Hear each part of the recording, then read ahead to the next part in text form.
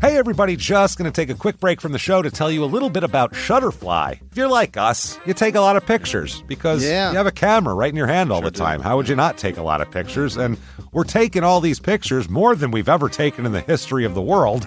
What are you going to do with them all? That's the thing. You used to get a solid picture, and then you'd look through them, and you could enjoy them. Now they're like back on your camera roll. You can't even find them. You don't want that. That's why the cool thing you need to do, and what I did, and I think it's pretty cool, is create a Shutterfly photo book. Oh. What I did, and you're going to enjoy this, Jimmy, because I haven't showed this to you yet, but took all of our pictures from being on tour this year. Oh. All live show pictures, us backstage, us on stage, doing all that stuff, and like some of the venues and things, and made a little photo book out of that. Also, they have free 24-hour designer service as well.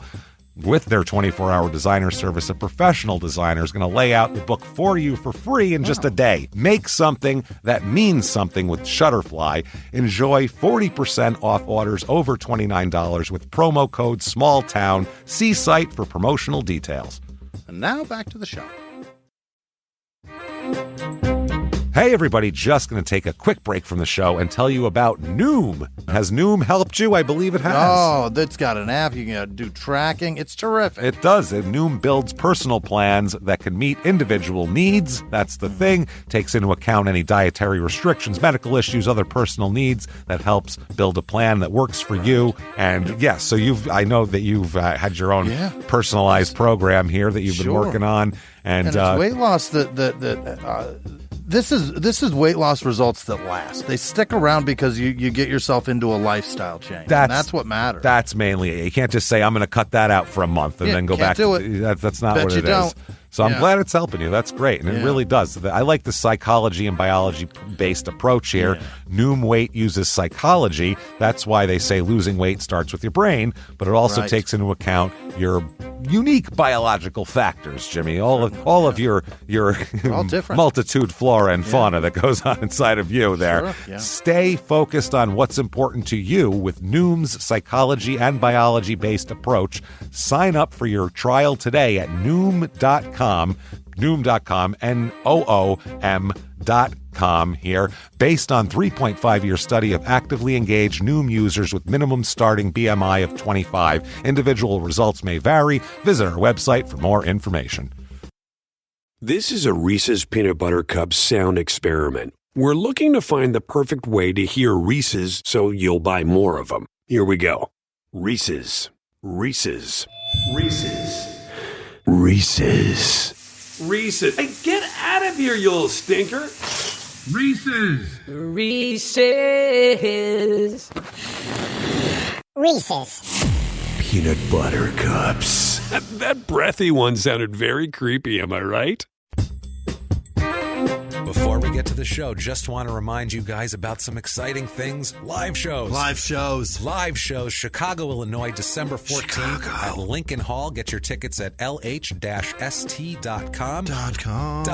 Please do that. Come out and see us there. It's going to be so much fun. Both shows, Small Town Murder and Crime and Sports. Yes. Come see one or both of them. Yeah. It's going to be so much fun. Also, Boston at Laugh Boston, February the 18th. Again, Small Town Murder and Crime and Sports. Both shows, one night. Laugh Boston. Get your tickets at laughboston.com. And then a special stand-up show. So with good. The two of us, the Jimmies, James and Jimmie, and Dan Cummins as the headliner. Dan Cummins! In Detroit. Michigan. February the 16th. That is a stand-up show. Get your tickets now. And if that show sells fast, guess what, guys? We're going to add a late show, and it's going to be a special kind of a podcast with the three of us on it. It's going to be amazing. Guys, get your tickets for one or all. Travel around the country. We don't care. Treat us like the Grateful Dead. Come see us, guys, please. Now let's get this show going. This week, we look at the rugged town of Sitka, Alaska, where a couple moved away for adventure and ended up with murder and a cloud of mystery. Welcome to Small Town Murder.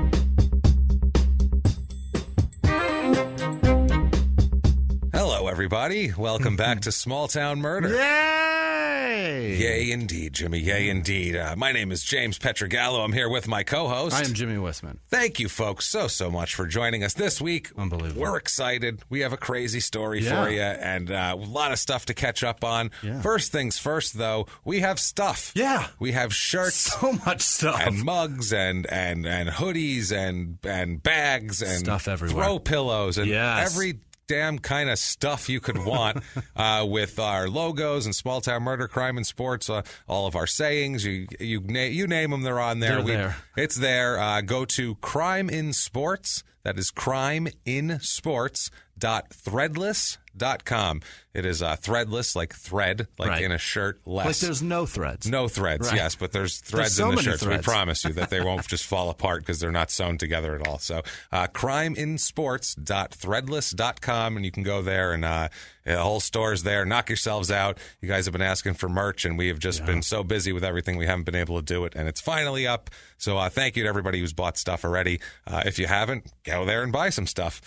We would appreciate it. Yeah. It'd be great. And you guys can have some shirts and stuff to wear to live shows. Just stuff for Christmas, too. Christmas presents and to wear to live shows like December 14th in Chicago at Lincoln Hall. Be there. Crime and Sports and Small Town Murder, 2 separate shows that night, one night only. Please get there. Also, Boston in February, Detroit in February, but you've heard that in the beginning of the show. You don't need to hear that again.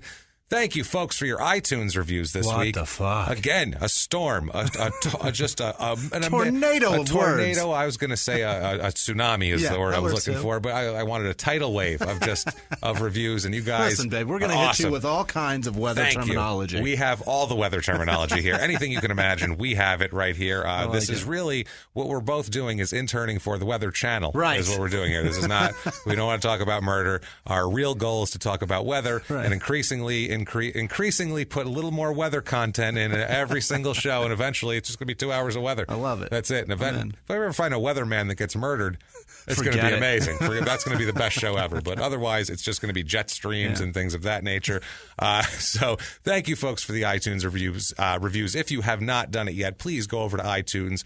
Give us 5 stars. It doesn't matter what you say. It's not for our egos, we promise. It is just for business purposes only. It really, they weigh heavily on that funky iTunes algorithm. So please do that for us. If that's not enough, if you're amazing, one of these crazy, amazing people that we have later on, our producers of the show, you can do even more by going to patreon.com/crimeinsports. Yes. That's our other podcast, which you should also be listening to. You really don't need to like sports. It's mainly just making fun of an idiot who's committing lots of crimes. So check that out. It's a good show.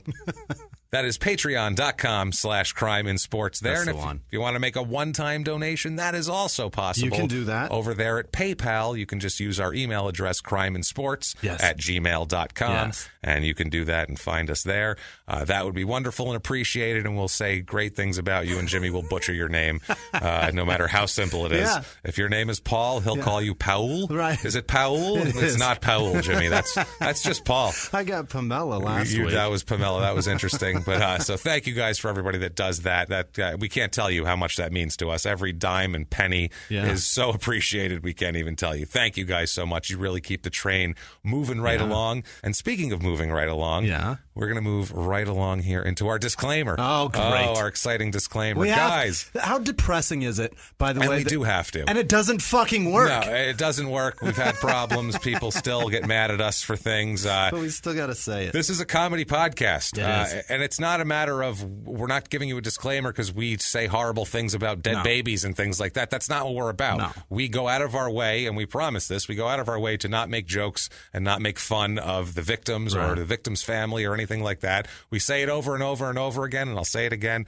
We're assholes, but we're not scumbags. That's true. That's just the way it is right there. We do our best to do that. It's a comedy podcast. We're trying to have fun. As some people, as one person thought we did, we don't get political or anything like that. Never. It's not what the show is about. No. The show is about shutting up and giving you murder. And that's what we're going to do right now. Let's head on a trip, Jimmy. All right. We're on a trip. Bags packed? Yes. You ready to roll? No. We're leaving Delaware? Hold on. Get your shit together. I You're got to always turn late. the iron God off. damn it. Jesus. What are you ironing? You look like a slob anyway. Let's go. Move it. All right. We're on the plane. Here we go. Going from Delaware. We're going far. Really? It's about as far from Delaware, just about as far as you can get from Delaware and still be in the United States. Okay. We're going to Alaska. Oh, shit. We're in Alaska, This baby. is the first time. Yes, we are we are outside of the continental U.S. Yeah. We've been in Australia. Yeah. We've been in the U.K. We've been in Canada. But now we're going way out there into Alaska, to Sitka, Alaska. All right. This is a weird place. It's a cool place. Don't get me. Is it Citga? Citka. Okay. Sitka. That's fucking weird. Yeah, I assume it's some sort of ancient word, or it could be Russian, as we'll get Probably into named also. after a fucking bear. I'm sure that's Sitka the giant bear lived up that, and I'm sure we're insulting a somebody amazing, a people who live there, and that's named after like an ancestry of 3,000 years ago. We're insulting them, saying they're a bear that lives in the cave on the hill that everyone's afraid of. They think it's the abominable snowman. It's not. Sitka. It's a very interesting place. It's in the far southeastern part of the state. Okay. If you notice, if you look at Alaska, it's this big giant state. Yeah. And if you look at the far southeast, there's like a little tail that comes off it almost right there. It's like That's a what this is. peninsula It's of an like, is it a bunch of islands? archipelago, I think it's how you call it. Okay. Archipelago, yes, if I remember from geography I know and nothing from about social this. studies class. So I'm just going with what you say. It's like a big You tail. can call it of- Alaska's dick, and I'll be like, yeah, that's what it's Alaska's dick tail is what it is. That's exactly. As a matter of fact, their slogan, Sitka, Alaska. Alaska's dick tail. Come here. And it's bumpy, too. Alaska's syphilitic dick tail. Come on over. Everybody fly on in. I love it. It's south of the Yukon Territory in Canada. So the far west out there is the Yukon Territory, which sounds like, you need a plaid fuzzy hat, and it's just a lot of people in boots and a plaid fuzzy hat, Lots of animal skin being waiting worn. for moose to be shot, just waiting for a moose to pass by to Or shoot it. jumping in a helicopter to go shoot harmless fucking wolves. Or that. You never know which one. But that's what the Yukon Territory sounds like. But this is south of that, so it's not. It's like I said, it's under Canada. It's south of Canada. It kind of swings underneath in the syphilitic dick tail. It is located on the Baranof Island, which is the southern half of the Chicago Goff Island. What? And it's in the Alexander Archipelago of the Pacific Ocean. It is. Jimmy, you know what it's known as? What? As we always say, this is the one that might be an exception, actually, because it's really beautiful here and nice. Yeah. It's Alaska's Panhandle, they that- call it. It's a panhandle. Which That ain't a panhandle There's at all. always murder in the Panhandle. Right. It's a bad place to be, but it is beautiful there, I got to say. It's cute that they like to call that a panhandle. It's a panhandle. Though. That's yeah, adorable. no, it's a dick dick tail. I'm sorry. I hate to tell you guys, but that's what it is. So that's what it is. They're in the Panhandle. So another panhandle crime is going on here. Okay. Everybody stay out of the Panhandle. Yeah, if you're in a panhandle, shit's going to go awry. Head toward the pan. Right. We need head toward the pan. Everybody, let's chant head toward the pan. Yeah. And maybe they'll all leave and just go It's there. possible. And We may change the world. But then we're just going to integrate panhandle people into everything, and then what's going to happen?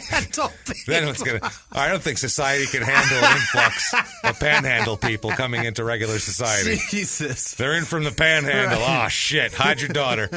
You know that's what it's going to happen. There's just it's going to be awful. Get the kids in the house. They're all coming. They're from the panhandle. Come on, everybody, get in the storm cellar. Pretend it's a tornado.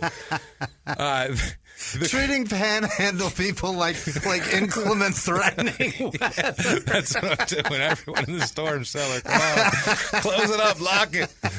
It's like a storm that knows how to unlock things, so it's very dangerous. A storm with breaking and entering ability and a meth habit. It's very dangerous. Is it an apocalypse or is the panhandle out of power? I'm telling you, man. Tornadoes are dangerous, and we're all scared of tornadoes if you've seen one, but a tornado on meth, you've never seen that. A tornado with a meth habit. A toothless tornado, watch out. With a syphilitic dick tail swinging around. It's terrible. Jesus Christ, it's frightening. What a Jimmy. horrible picture. Oh, that is scary. That makes me want to go to church. With like meth scars on its face and everything. Everywhere. Coming at you. It's from the panhandle. It's been picking its cheeks again, It's Paul. coming in from the panhandle. Run. So, we're monsters. Oh, we are monsters. We are, but not like as big of monsters as Panhandle No, people. That's one thing we're not. worst. One thing we're not. We're assholes, but we're not scumbags. We're also not. We're monsters, but we're not Panhandle people. We'll take that. That's another one. Fine. We're monsters, but we're not. We are not Panhandle people. Ah, Jesus. That's fine, but We're going to piss off so many people. I'm sure. Yeah, well, this is all a joke. If you live in a Panhandle, We're kidding. I'm sorry, but we are kidding. If you don't live in a Panhandle, aren't the Panhandle people creepy? Aren't they creepy? Yeah. Do the Panhandle people talk about the people in the pan? Look at them in there, just all together in there. Look at them living a normal life. Look at them, just Fucking weirdos. like they're sautéing vegetables With together, no like a bunch addictions of and broccoli. stuff. Come on, get some meth in there. This Sitka place, this is remote in a way. It's very remote. Yeah. It's accessible by boat or plane. Mm-hmm. But you can't drive to Sitka. Yeah. There's no bridge here. There's no bridge to nowhere. There's no bridge to nowhere. That's not the nowhere. This is not nowhere. Okay. So there is no bridge here. That's in Alaska, crazy. Yeah, you can take your car, but you have to ferry it in. Okay. Like you're going to Staten Island or Right. something back in the day. It's like it's super weird. So also too, there's only 14 miles of road from one end of this island to the other. So you don't even need a car. It's like just fucking Alcatraz. It's just a street, and then there's wilderness, and Unbelievable. it's a lot of outdoor shit. That's pretty much everything. Most everything is walking distance from the downtown area. Is this like a vacation spot for most people? No, it's not. Really? It's a place where people go. I mean, people will vacation there, but it's a place where people go to commercial fish and to. They want to. Kayaking is a big part of their lifestyle. I feel like so. This is where they go. Right. It's that sort of thing. It's people. We'll talk about it, but it's people that want to get off the beaten path. Yeah. Because it's not easy to go here and just decide to go here. It's Yeah. people that say, I want to go for something different. I want to go for adventure. I'm going to a rugged thing. This sounds like your kind of place. Me? Yeah. This is the last place I would want to be. Yeah, the last.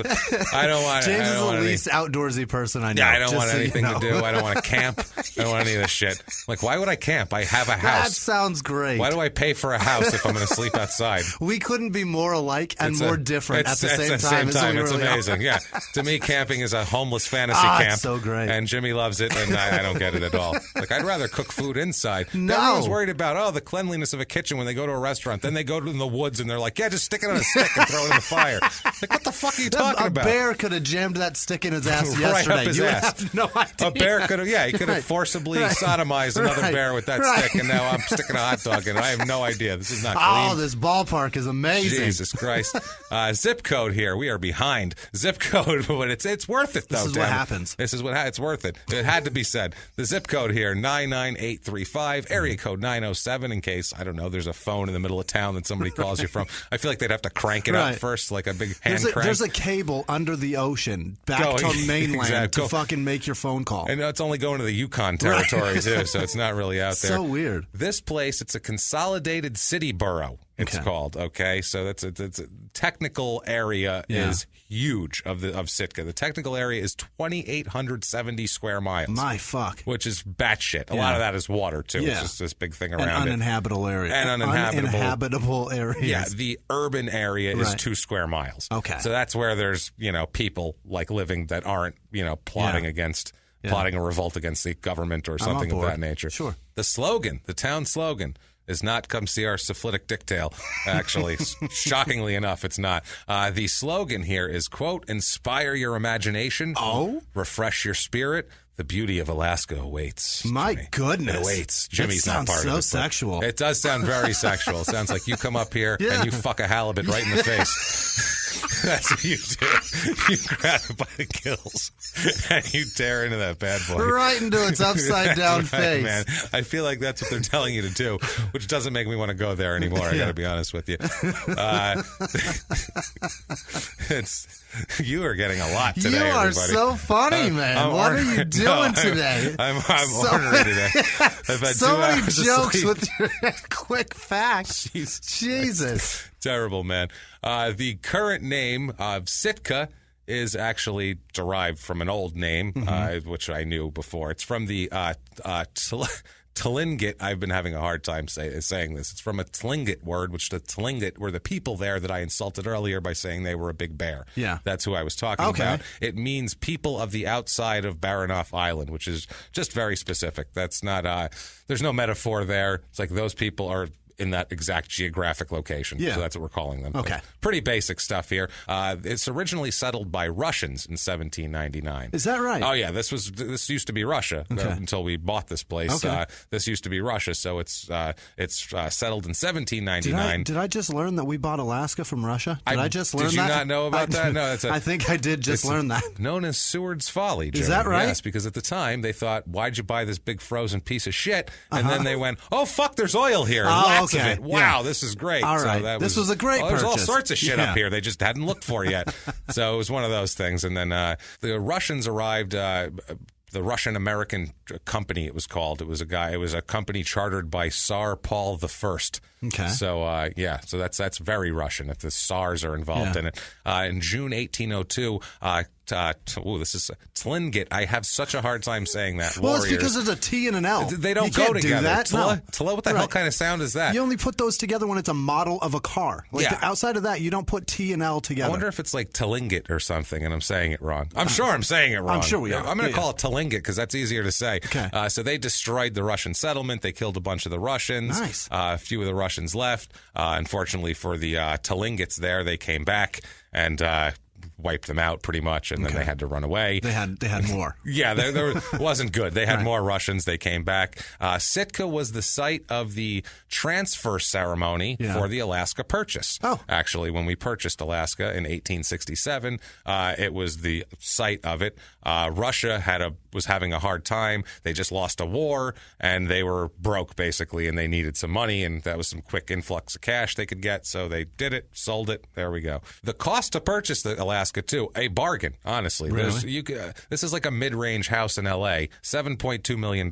We bought Alaska for $7.2 million. A lot of money in 1867, but still $7.2 million. Like but the return on that is insane. You can't get a 3-bedroom house in a nice neighborhood in Los Angeles for that price.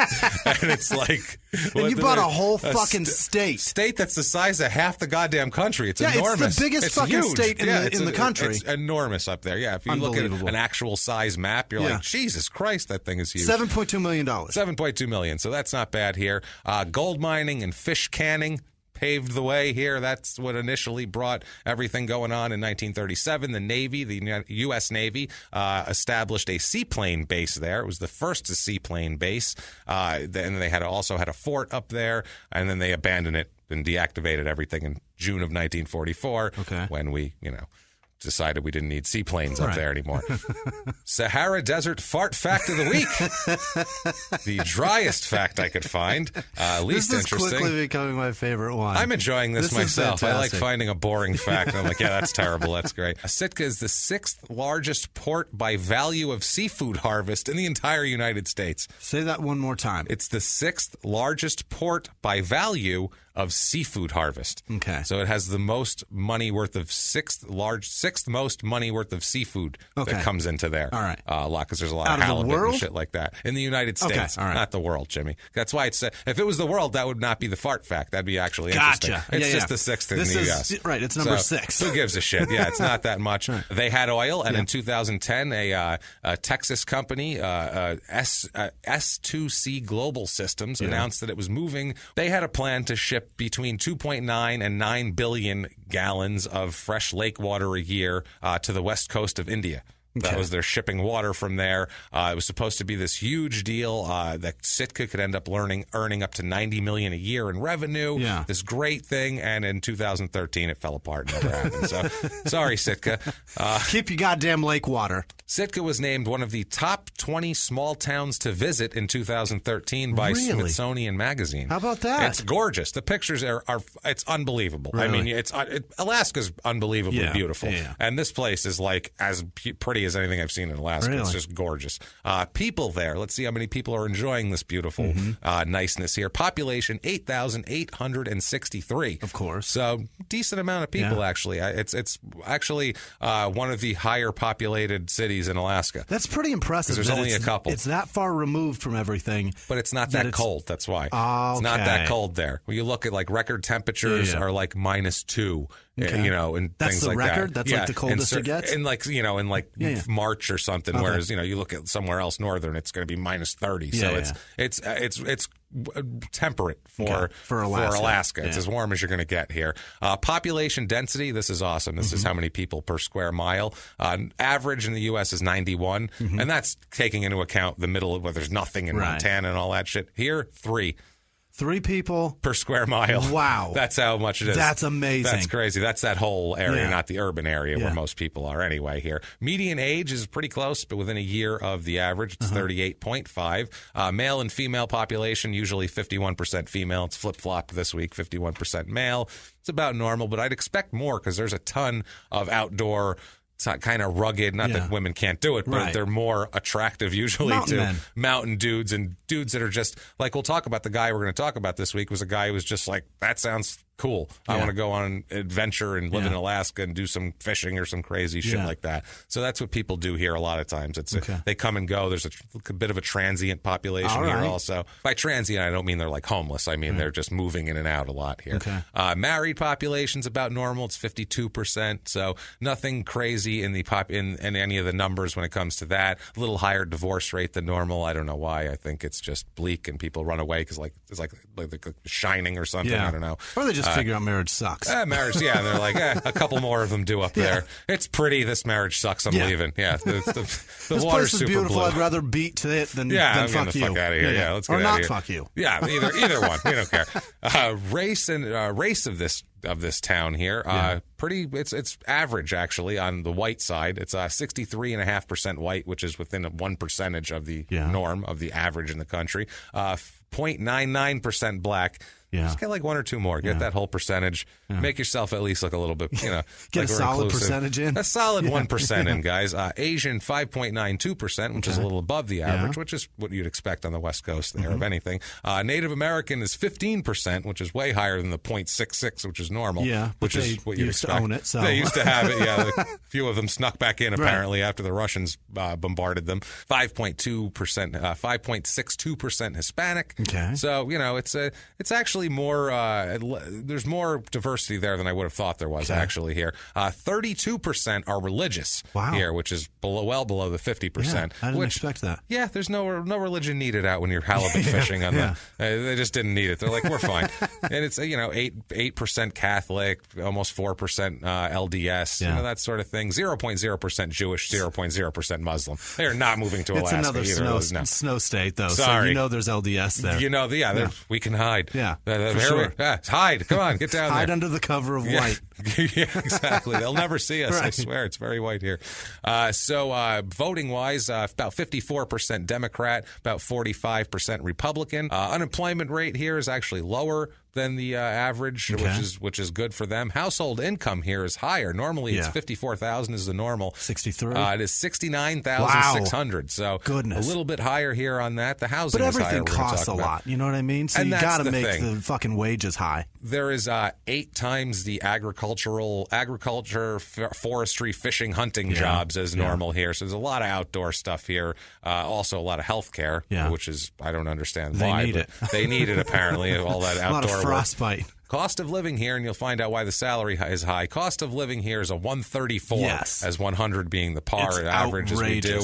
Housing is the big one too. Housing 197. Fuck. So almost double. Wow. Median home cost $365,390, which is pretty much double. It's 185 normally. So that's unbelievable. I don't know if it's to get to build things up there. It's more expensive. I don't understand what it is. It should be cheap as shit. You got the trees right there. It's right there. Just drag drag one over and put a fucking house up. What are we doing here? The whole syphilitic dicktail is all trees. It's all trees. It's all trees. What are we doing? Put some down. There's not even a lot of us. Put some fucking houses up here.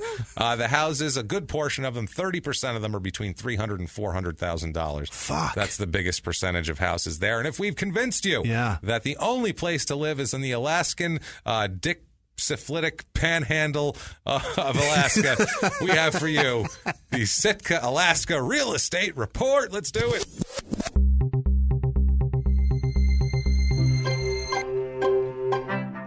All right, here we go.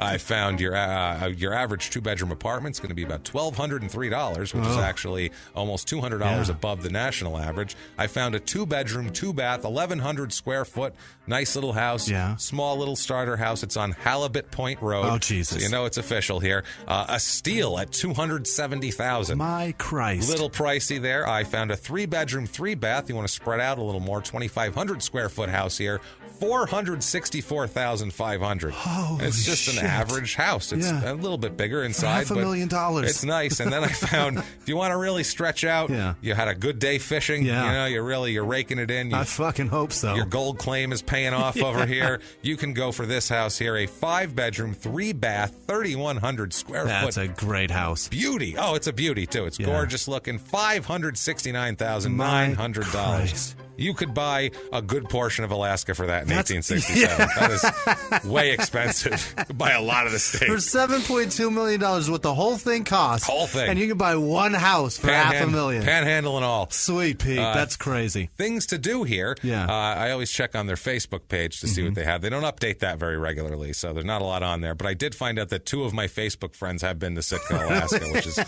little disturbing here. You can do kayaking, fishing, outdoor shit, basically.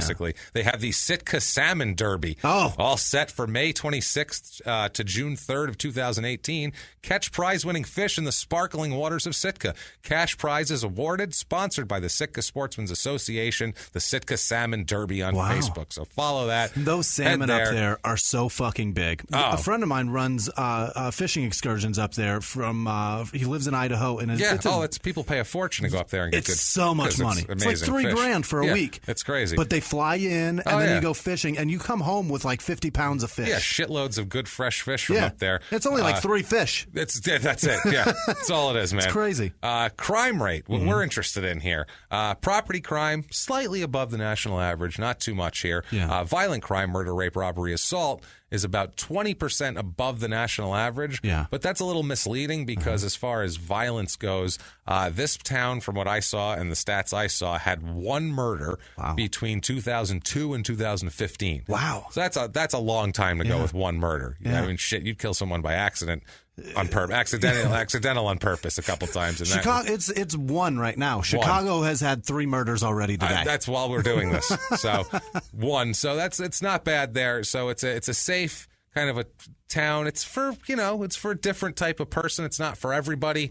It is for some people though. And it was for a guy named Scott Coville. Okay. Let's talk about him. Okay. Scott Coville, 1984, we'll catch up with Scott Coville. We're getting in the time machine. We flew across the country. Now let's go back in time. Calendar, pages. We're going. My legs are kicking. Woohoo. All right. Syphilitic dicktails are flying by. Hey, look at that. Put some lotion on that or something. I don't know what you do for that. There's a cream, I'm sure. There's a cream. There's something. Go to the doctor. So Scott Coville, this guy is, he studies biology in college. He's kind of an out there kind of guy. Not crazy, but he likes to do stuff. He's a young kind of adventure guy. I feel like if this guy was a teenager in like, in the early 40s, he would have been like, the Japanese bombed Pearl Harbor. Oh boy, where's the nearest army recruiting station? I'm going to sign right up. Like, I feel like he would have been, that's not a bad thing. I'm not making fun of that. I'm just saying he would have been like, it's an adventure. All right. We're going to go kill some krauts. It's going to be wonderful. A white, what do they call that thing? Scarf. Oh, yeah, he's ready to go, man. Big tan jumpsuit. I feel like he's just ready to rock and roll just for adventure. I'm going to get out of my town. This is going to be great. So he's that kind of guy. In this time, he had been enrolled at La Sierra College, which is La Sierra University. I apologize. Let's talk about La Sierra University here for a second here. La Sierra, or LSU, as they like to call themselves, and they're not LSU. Sorry. If you're trying to First of all, if you're trying to, kind of conflate your image with one of LSU, which don't do that. It's not the most.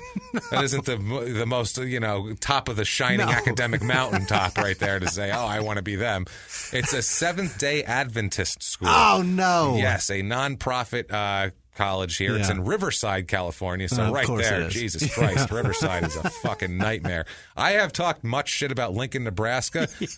I'm sorry, but you know what? Lincoln is a fucking vacation compared to... Lincoln is gorgeous it's a compared destination. to Riverside. I'm sorry. Riverside's a piece of shit. And by the way, we had a couple people I remember that were like, hey, Lincoln's not that bad. It's fucking that bad. You know it's that bad. It's a pile of shit. If you don't think it's that bad, you've never been outside of there. You've never been to Orlando. No, which is also terrible. And when I say... It's got an ocean. Yeah, when we say a town is terrible and it's awful, we mean it wholeheartedly. We're not saying it as a joke. We mean it. Somebody for sure expected we're just kidding. No, we're not. We mean it.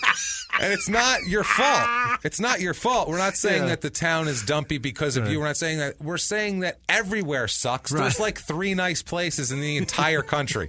It is. And if you've ever been to like San Diego, Lincoln sucks. That's an option. Lincoln and San Diego are apples to apples as far as cities. You can live in either one of them. You're free to go there. It's fine. So if you look at one and look at the other, you can't go, those are sort of the same. No. One amazing, one fucking terrible. They're miles apart. In case you're confused, Lincoln is the one that's terrible. That's the terrible one. And that goes for us. We live in Phoenix. It's terrible. It's awful. It's a beige hellhole. It's awful. It's hot. Everything's dead always. It's shit. So it's winter right now. It's fucking hot. Saying anything about your place that we wouldn't say about ours. As one of the groups it's accredited is the Adventist Accrediting Association. Jesus. Which I don't know what the fuck you need to have that. How do you get to Adventist Accrediting Agency? So you just have to Association. be associate, right? So you just have to be part of the Adventists. That's it. You have to be part of it. Well, and they're basically the weirder Scientology, which is crazy. I don't think that's what they are. No, I don't think they're Scientologists. Are you sure? No, they're Seventh-day Adventists. They're entirely different thing. Oh, it's a different thing. Yeah. They're just as weird. Everyone's weird. Yes, they're just as yes. We'll just say no offense to Seventh-day Adventists. I don't know what the fuck you believe even. So how am I going to apologize to you? I don't even know what you believe in. They're weird. You seem odd to me. Right. I don't know. Let's just say that. But hey, you know what? Like we said, everyone's odd. Right. I haven't met anyone who is religious or not religious who I found to be not to odd. be completely normal. It's fine. Right. So this guy here, he goes to this La Sierra. He spent a year as a student missionary in Micronesia first before that. So I think that's this guy's amazing. Yeah, I think that's part of the deal. He wants an adventure. So he's like, I don't even know where the missionary fuck work in Micronesia. Is that near Indonesia? It's by Major Nesia, and minuscule Nesia. It's right in there. It's right in there. Yeah, it's a Southeast Asian country. Okay. But he goes over there to do student missionary work. So he likes adventure, is what it is. So he's going there. Now he goes to college. He's a biology major, like we said. By the way, I don't know if he had this problem, but La Sierra has been the subject of controversy due to its students' low exam rates, passing of exam rates, and the high levels of student debt after graduation. Really? So apparently, if you go here, you'll owe them a shitload of money, and you won't be able to get a fucking job, or you won't be able to do anything. But you'll probably know a lot of Seventh-day Adventist shit. I'm sure you'll know that whole story better than we do. He's studying biology. At the time, he meets somebody. Mm-hmm. He meets a lady. Oh. He meets a lady. He's about 24 years old at this point. Yeah. He meets a 21-year-old lady who is a young lady who's also going to the college here. He meets 21-year-old Jane N. Lim is her name. She's an Asian girl of some kind. She's from the U.S., but she's like, so I'm thinking he's like, exotic too. Yeah. And he spent some time in Asia. So he's like, I like this. He's one of those guys. He's an adventurous guy. I feel like he has a mustache, which he does in his picture. Does he? Yeah, it's not his fault. It's the 80s. I mean, everyone had a mustache. But I feel like there's a mustache. I feel like there's an animal print carpet somewhere for sure. in his bedroom. He's got a car with a big firebird, a bird on fire on the hood. Whether it's a firebird or not, it's got the bird there. But he's getting it. Yeah, I feel like he's getting it on. He's like, I only like Asian girls. That's his thing. He's like, I don't know. I've been to the tiniest Nisha there is. You don't even know about the tiny Nisha I've been to. So tiny, you've never even seen this Nisha. This could be called Speckanisha. It's just so tiny stuff. You could blow it away. The smallest Nisha ever. Tiniest, pinpoint Nisha. She's also a student, like we said. She's in the physical therapy program. So they're both kind of in, when he's in biology, physical therapy. I mean, they're not the same, but I guess it's sort of the same sphere. It's health. It's not, math and English. Right. So it's, they cover it all in health class. It's all kinda, of them. Yeah, it's in the same. I'm sure if there was a big building that they did that, they'd be in the same building. Couple doors down. I don't know. This is first floor, second floor, whatever. Hey, everybody, just going to take a quick break from the show to tell you about an awesome sponsor, thegreatcoursesplus.com. Yes. Everybody, there's so much to be gained by exploring the small details of big stories. And with the Great Courses Plus, we're always discovering something new. You can stream or download thousands of fascinating video lectures. I'm telling you guys, they have everything. Like we've said before, we're working our way through these great courses. I'm addicted to it, and I'm lucky I'm getting my research done because I'm so into this stuff. Everything, history, psychology, like we've said, they even have hobbies, or they have physics, or anything you could imagine. Unbelievable lectures. The one I've been checking out now is really, really cool. It is called Real Crime Scenes, The Evidence Speaks. Oh. Now, as you can imagine, that's something I might be into. That's your jam. You wouldn't be too far off of that either. Behind. And I think a lot of our listeners might be interested in something like that because it's really cool. Trust me, guys, if you like our shows, this is something right along those lines. Incredible professors and great lecturers. It's terrific. This particular one goes beyond the fiction in TV and movies, explores the techniques crime scene investigators use to process blood, fingerprints, DNA. Right. It's not Law and Order. It's the real deal. It's real CSI. Exactly. They don't just run it through a computer and it pops out, hey, he's the killer. It's so informative and it's so great, and you'll just love watching this. You will not be able to stop. We know you're going to love the Great Courses Plus.com as much as we do. And right now, they're going to give you guys, our listeners, a full free month of unlimited access to their video. Unlimited. You can sit there all day and night and take in. You download the app and you can listen to it on your TV. You can watch it on your TV. You can switch from a tablet to a TV to a phone to an Apple TV. They have apps on everything. You can switch it all back and forth. It is tremendous. There you go. You can sit there like some kind of a drooling maniac staring at the screen, watching these lectures, and you probably will, and you're going to love every minute of it. But to get that full month of free unlimited access to all their videos, you need to go to our special URL, thegreatcoursesplus.com/STM. Sign up today. Go to thegreatcoursesplus.com/STM. That's thegreatcoursesplus.com/STM. You said thegreatcoursesplus.com/STM. That is the one. Now back to the show.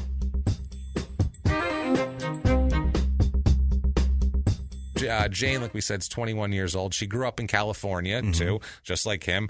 She's an only child, this Jane. Yeah. She's got some issues emotionally a little bit. Nothing huge, but she didn't get along with her mother very well.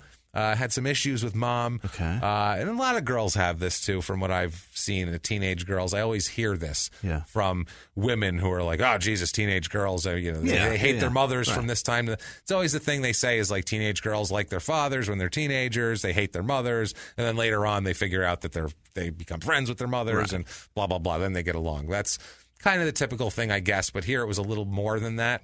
Jane was very upset by how critical her mother was of her. And it's everything, too. It wasn't just, your grades aren't good enough. It was this lady was a tiger mom in a bad way. You know what I mean? She was on top of everything. She'd criticize her for her clothes. She'd criticize her for the way she walked, her grades, her everything. I can already see it. Just going out in that. Yeah, right. just attacking, but like aggressive and Asian at the same time. Oh, Jesus. So you got to look at it that way, too. too. So you're dishonoring the family. Yeah, I'm sure. That's, again, we apologize. I don't know. Much, ladies and gentlemen, Andrew Jackson, my partner, Andrew Jackson. I know exactly what you mean. But if someone isolated that 10 seconds of the show, they'd be like, God, those two guys are dicks. What is that guy's problem? What the fuck is wrong with those two assholes? He agreed with him. And he didn't even correct him. Jesus Christ. He said, yeah, probably. That was the other guy's response. Yeah, probably. I'm sure that's what it was.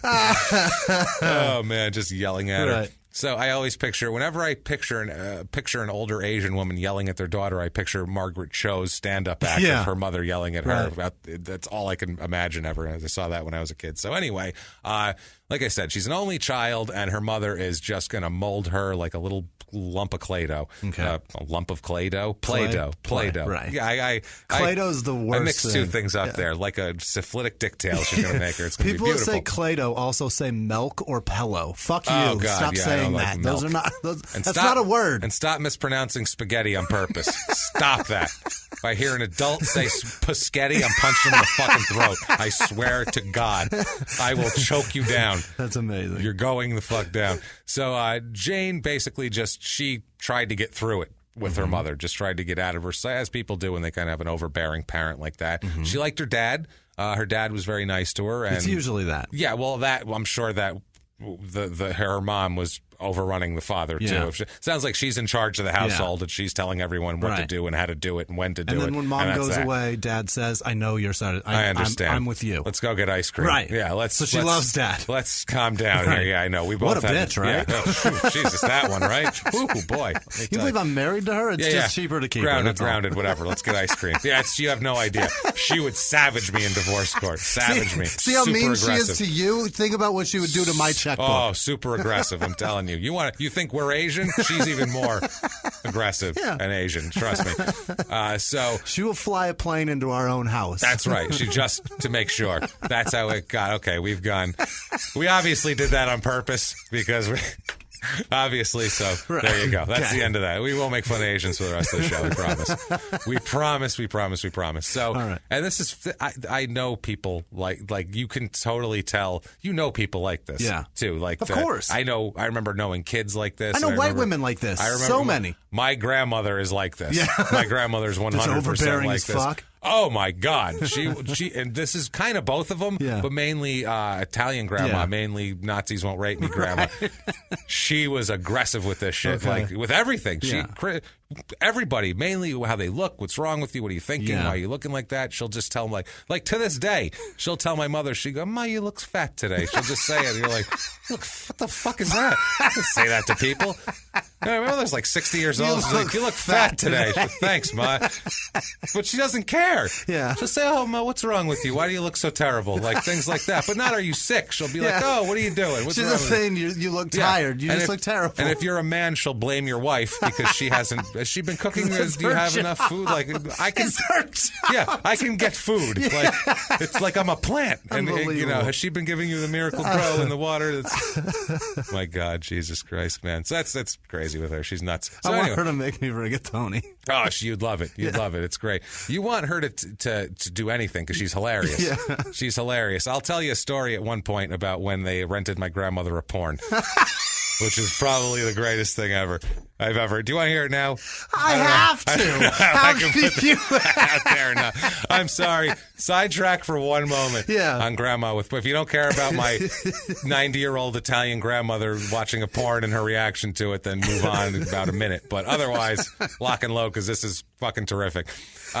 She asked my aunt to rent her. This was like 15 years ago, and you can still rent things and shit. She said, "Will you rent me a movie?" She said, "Will you get me a nice the romance?" When she says romance, she means like a 1960s like sweeping Gone with the Wind. Goddammit. With like a big score and two people kissing by an ocean at the end. That's what she wants. That's a romance to her. My aunt thinks that it's like a wink wink. Like, she wants a wink-wink romance. How do you get? What's the matter with your aunt? She's got... no, that's a whole... Anyway. How does she go, you want romance? I know what you want. She thought it was a wink. Like, the romance. She's like, I got it. She wants a romance. And she didn't even get her like 9.5 weeks or something from the 80s with some tit in it. She gets her... she brings her a porn, an actual porn that just opens with a guy with his cock out. Not like there's no story. No plot. It's just here's 2 people fucking, here's 2 more people fucking, here's 3 people fucking. Hope you enjoyed our movie. Like that's what it is, right? So, oh my God, my grandmother doesn't realize this. She puts it in. She just plays it. She's like, "Oh, nice movie." Now, I don't know how long it took her to realize that this was not, some. This isn't James Cameron. This isn't some sweeping romantic thing. But she watched the movie. Oh, my God. She watched the whole movie. The whole goddamn thing. And then told us about it.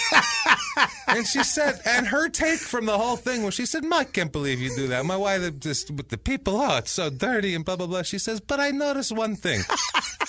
One thing I noticed. She said, my grandmother's from another country. She came here when she was 16. She's probably seen 2 penises in her whole life. You know what I mean? Like, she's not well-versed in dick, my grandmother. She met my grandfather. They got married. Like, she's just not whatever. So she hasn't seen a lot of dick, apparently. And she said, in the movie, there was a black man. She said, and his thing... It looked different than what I've seen. It looked very different. And we said, "Was bigger?" Ha ha ha. She said, "Yeah, but no." She said it was shiny like the skin of the seal. I said, "Shiny like the skin of the seal." Shiny it was. Really? That's what your takeaway from the porn? I don't know. So did you like the movie? No, I don't like that stuff. But she really took notes on a black guy's dick. She said it is shiny like seals. So like the skin of a seal. Does she think it's like super oily? Not ruddy like the skin of seal himself, but shiny like I don't know, like a she saw it that way. It was shiny like this, and I'm like, that's really racist and sort of progressive at the same time. That you were I don't mind seeing the black dick, but let me comment on the look of it. It was very strange. Anyway, sorry. But it was different from all the ones I've seen. It was different from all the ones I've seen, and she was overbearing and still is like this and still tells everybody what to do and that they look fat and everything else. So she sat through the whole thing. Like as a study. I'm sure, just like, holy shit. I don't know about this. Look at this one. I'm sure she was judging all the women, too. I take note. Look at her. Look. Right in the ass. No. Why, yo? You got to make him buy you something first. Yeah, she did. Jotting shit down. Her hair, she looked fat. I'm going to talk to her mother. She's no good. So, unbelievable. Jane, on the other hand, was not in any pornography that I know of. You never know what people do in their spare time. Like we said, her dad was there. She also made a lot of friends. She's very outgoing. People like Jane. Yeah. She's outgoing. She makes friends easy, that Jane sort of Lim, thing. Correct? Jane Lim at this point. She knows her mother's a little crazy. So she's just kind of going with that and just being like, my mom's a little crazy. I'll get the hell out of here. Who knows where the hell she came from. Right. So I like my grandmother.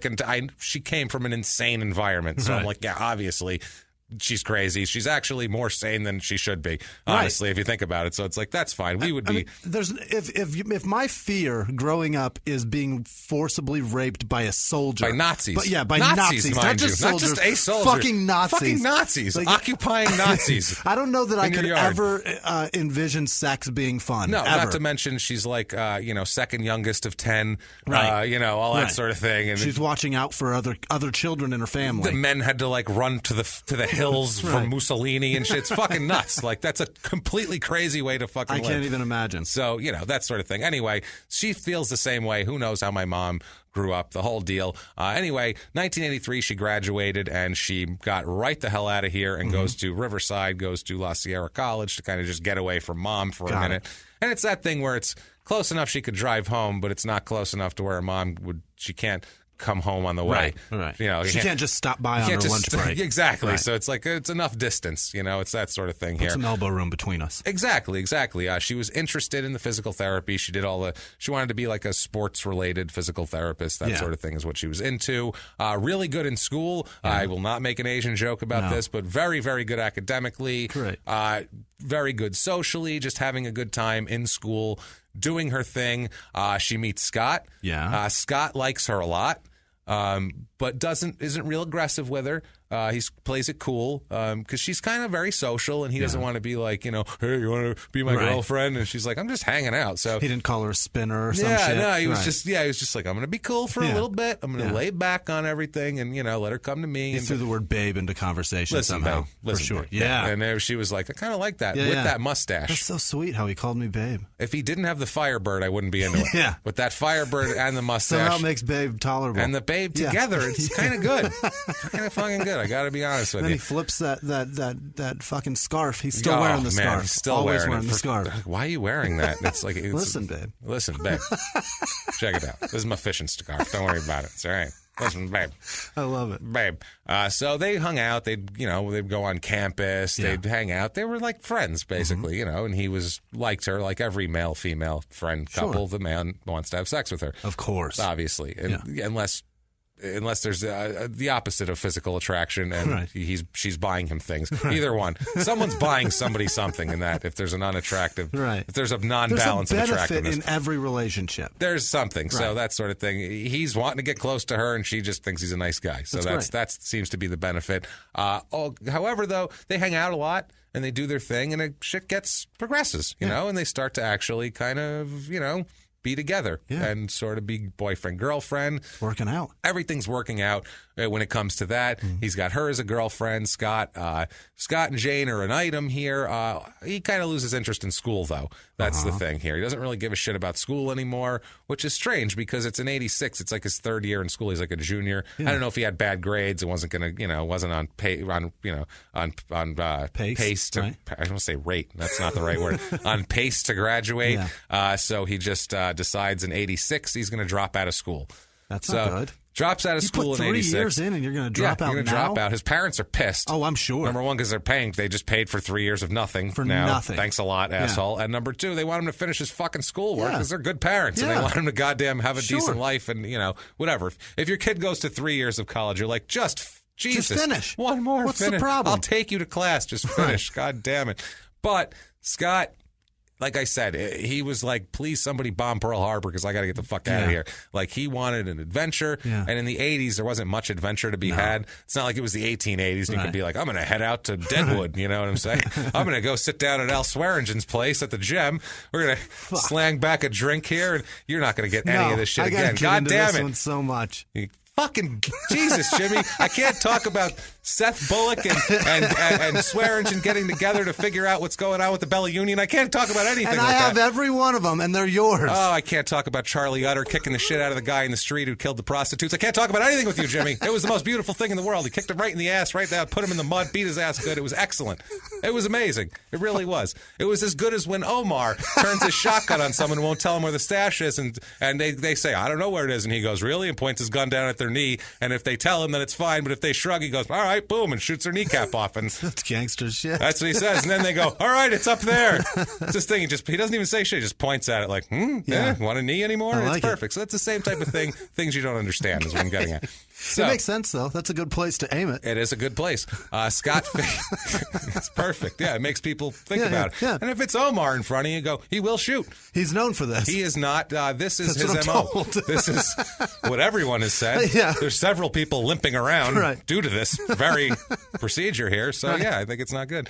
So, Scott here, he decides where he's going to go. This isn't the Old West. You can't go out there. There's no more Gem Saloon. Where are you going to go? The closest thing he can find, Sitka, Alaska. Fuck. That's where he ends up. He did some research. He did some research. He said, where am I going? Which is hard. No internet back then. He had to get pamphlets and shit. This guy was at the library looking through encyclopedias under A for adventure. Like, I don't know. Alaska's there, too. He had to pass Alaska on the way to adventure. He passed adventure and then got right to Alaska and was like, that's where I'm going. He said, fuck, I'll keep going in here. Maybe I'll figure something out. He hit Alabama first. Yeah, and he was like, that looks like shit. No. And he's like, Alaska, though. That's not bad. Yeah. So he goes there, gets a job immediately as a commercial fisherman. Beautiful. Which is tough work. It's so tough. But I think it's tough. It sounds brutal, and I don't want to do it at all. It's what Deadliest Catch. It's up there. Yeah, but he's not like one of those deep ocean crab fishermen, but he's still a commercial fisherman. Seems like a tough job, but if you're a young guy, you're 24, you're looking for adventure.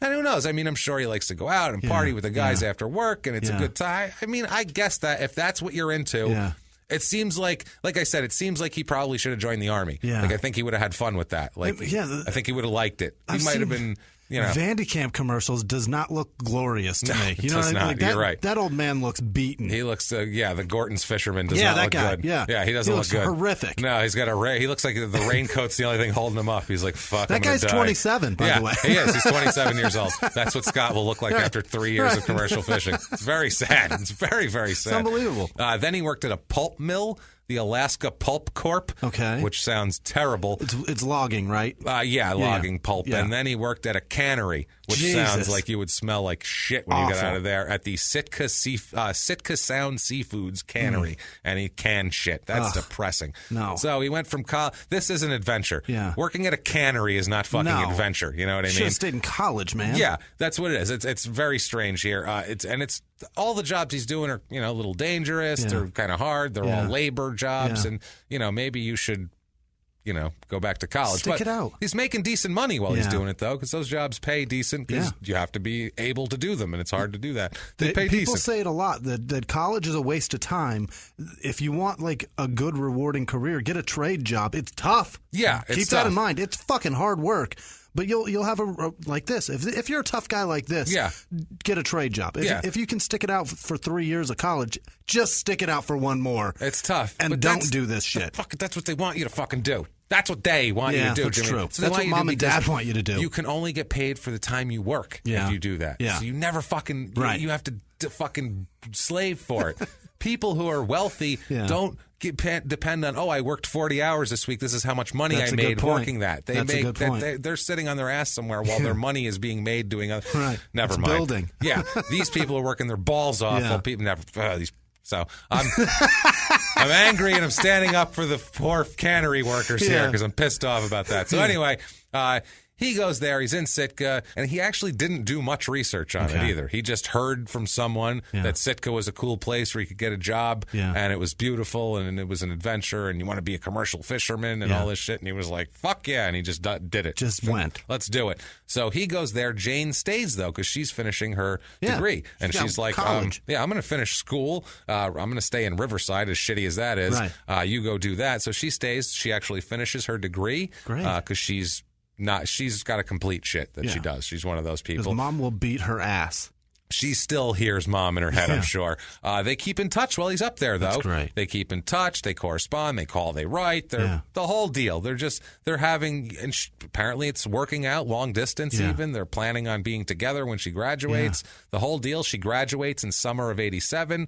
Scott comes home to California from Alaska to go to the graduation. This is the story your grandmother wanted to watch. This is what she wanted. She wanted them to kiss in front of the ocean and with the mountain behind him in Sitka. Not some black dick's going to dangle in the frame. That's what's going to happen. That's what she got. But this is what she wanted to see. It gets even more romantic. Not only is she down there, they're in California. They have a big thing. It's her graduation. After that, he asks her to marry him. So this is getting sweet, isn't perfect. it? This is downright adorable. These two. I'm happy for them right now. They're doing well. She said yes. Of course she did.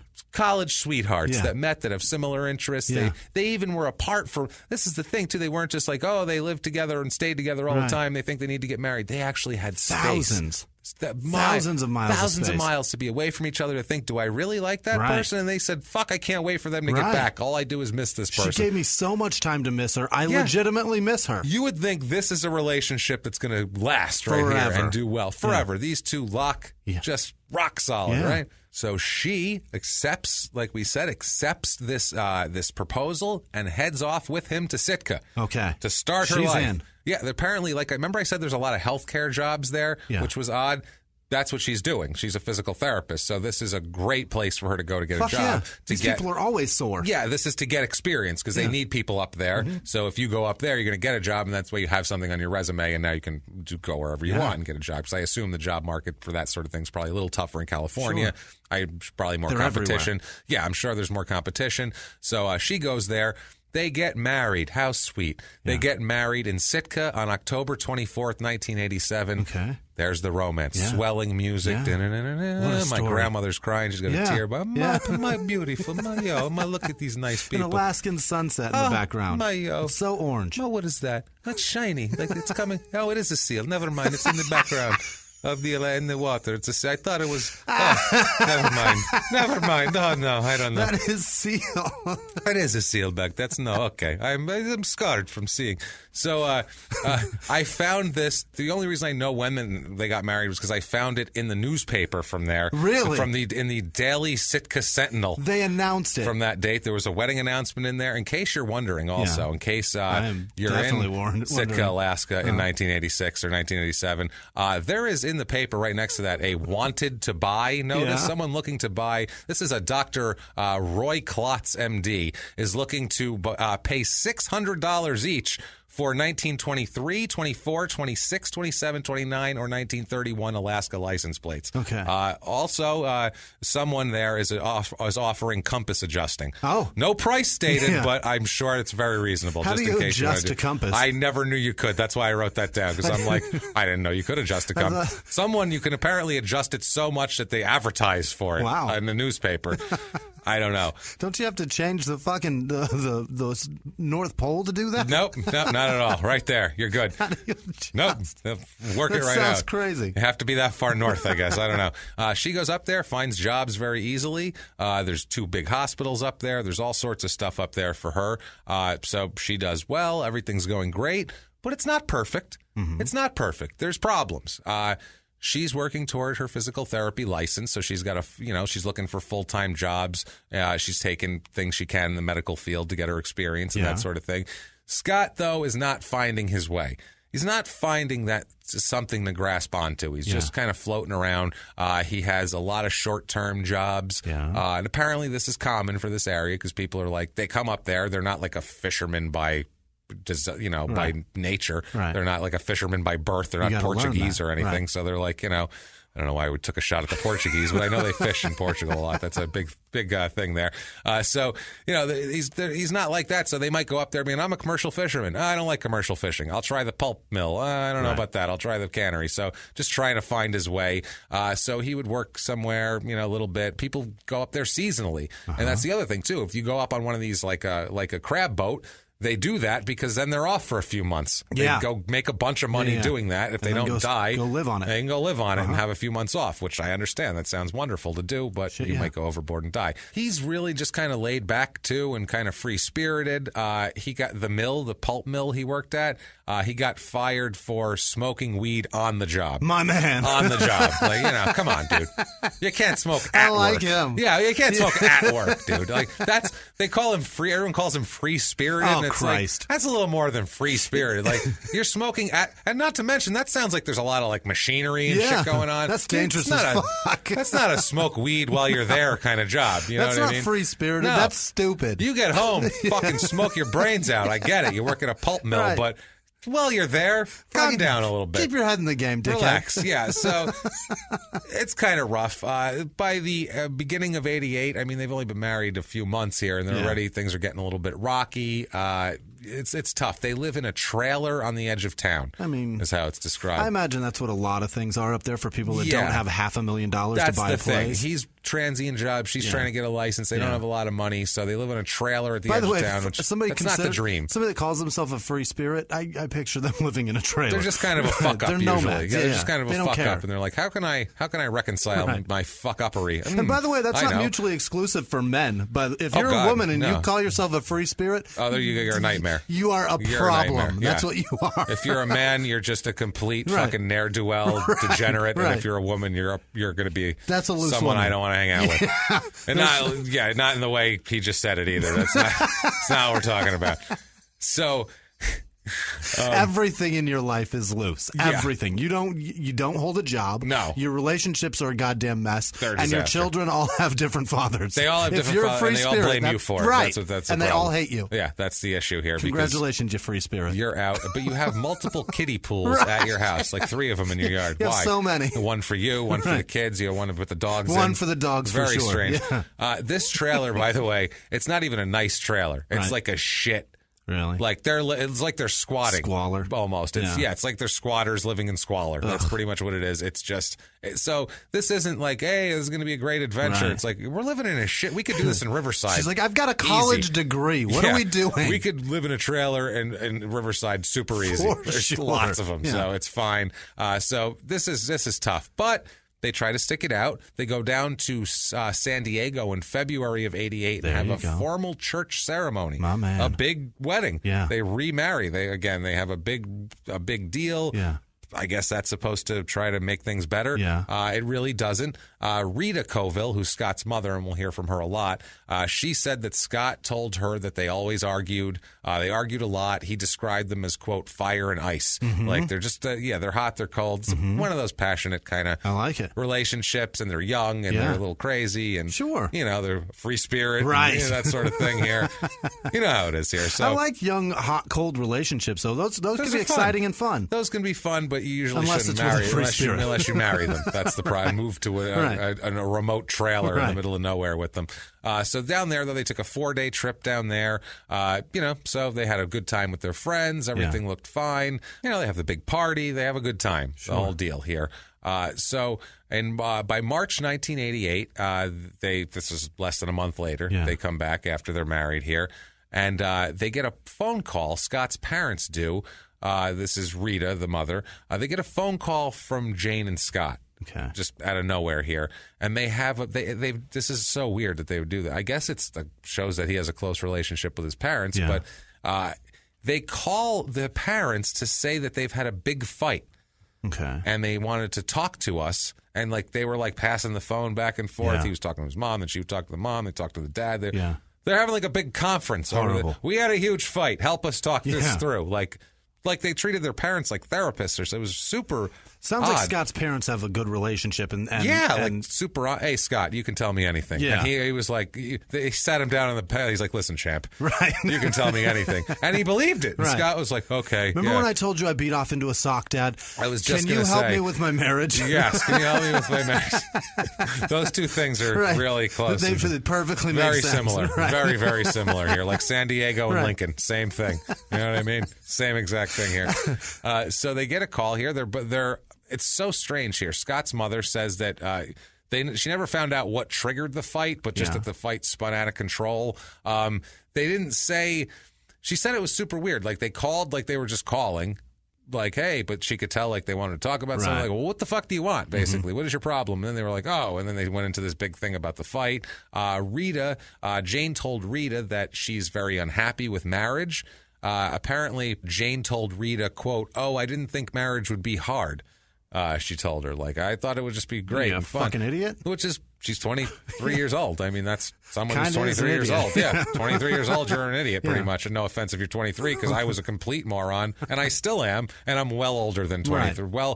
Well above 23, still an idiot. So don't feel bad. You'll come out of it before I will, probably. It's not easy. That's a tough road. Yeah, for two people, especially if they're free spirits, and and if they're going to move away and only have each other and not, even have family or their normal friends or their normal life that they kind of got together in. You got to really be difficult. Super fucking compatible. Right. She expected, the mother said, Rita said that her expectation of marriage was that it would be, quote, happy, happy, happy. Mm-hmm. That's what she thought. Rita said that both her and Scott's father gave them advice. They said, it's more like a compromise. You have to be realistic. You don't just go to the church and then it's happily ever after. That's not how it worked. That sort of thing. Right. And she said that it seemed to calm them down and make it so hey, everything doesn't their thing. It seems like from their fight was it's not perfect. It's supposed to be perfect and it's not. So it's terrible. Right. And they were like, hey, good days and bad. You know what I mean? Fucking relax. Right. A marriage is like having a 2-year-old kid here. Good days and bad days. Good days and bad. Sometimes he shits in the toilet. Other times he rubs it on your pillow. That's it. Sometimes he just comes up and puts your weight right through the TV like your son, and that's the end of it. So it's one of those things.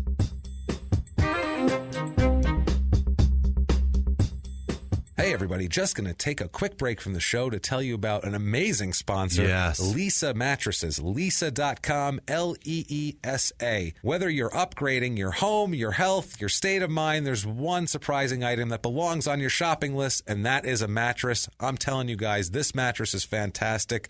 The ordering process is amazingly easy. You go on, no showrooms, none of that stuff. You're busy. You got a hectic time. You get online here, Leesa.com, and you go there. It's amazing. The price is great, but never mind that for a second. The mattress itself. Oh, boy. How great is this mattress? Unbelievable. We've actually replaced our bed with the Leesa. Yeah. We tried it out, and we said, that's going in the garbage now. That's our new one. That's the new mattress right here, this Leesa. I slept so well this week. I'm lucky I got my research done because I was actually sleeping. It was frightening. Leesa is driven by the mission to provide a better place to sleep for everybody. Leesa donates one mattress to a shelter for every 10 they sell through their 110 program. That's amazing. Over 22,000 mattresses donated That's so far, great. Which is really fantastic. Leesa also plants one tree for every mattress sold and donates 1% of each employee's time to volunteer for local causes. Unbelievable. Available online, or if you're in Soho in New York City or Virginia Beach, they have a Leesa Dream Gallery there.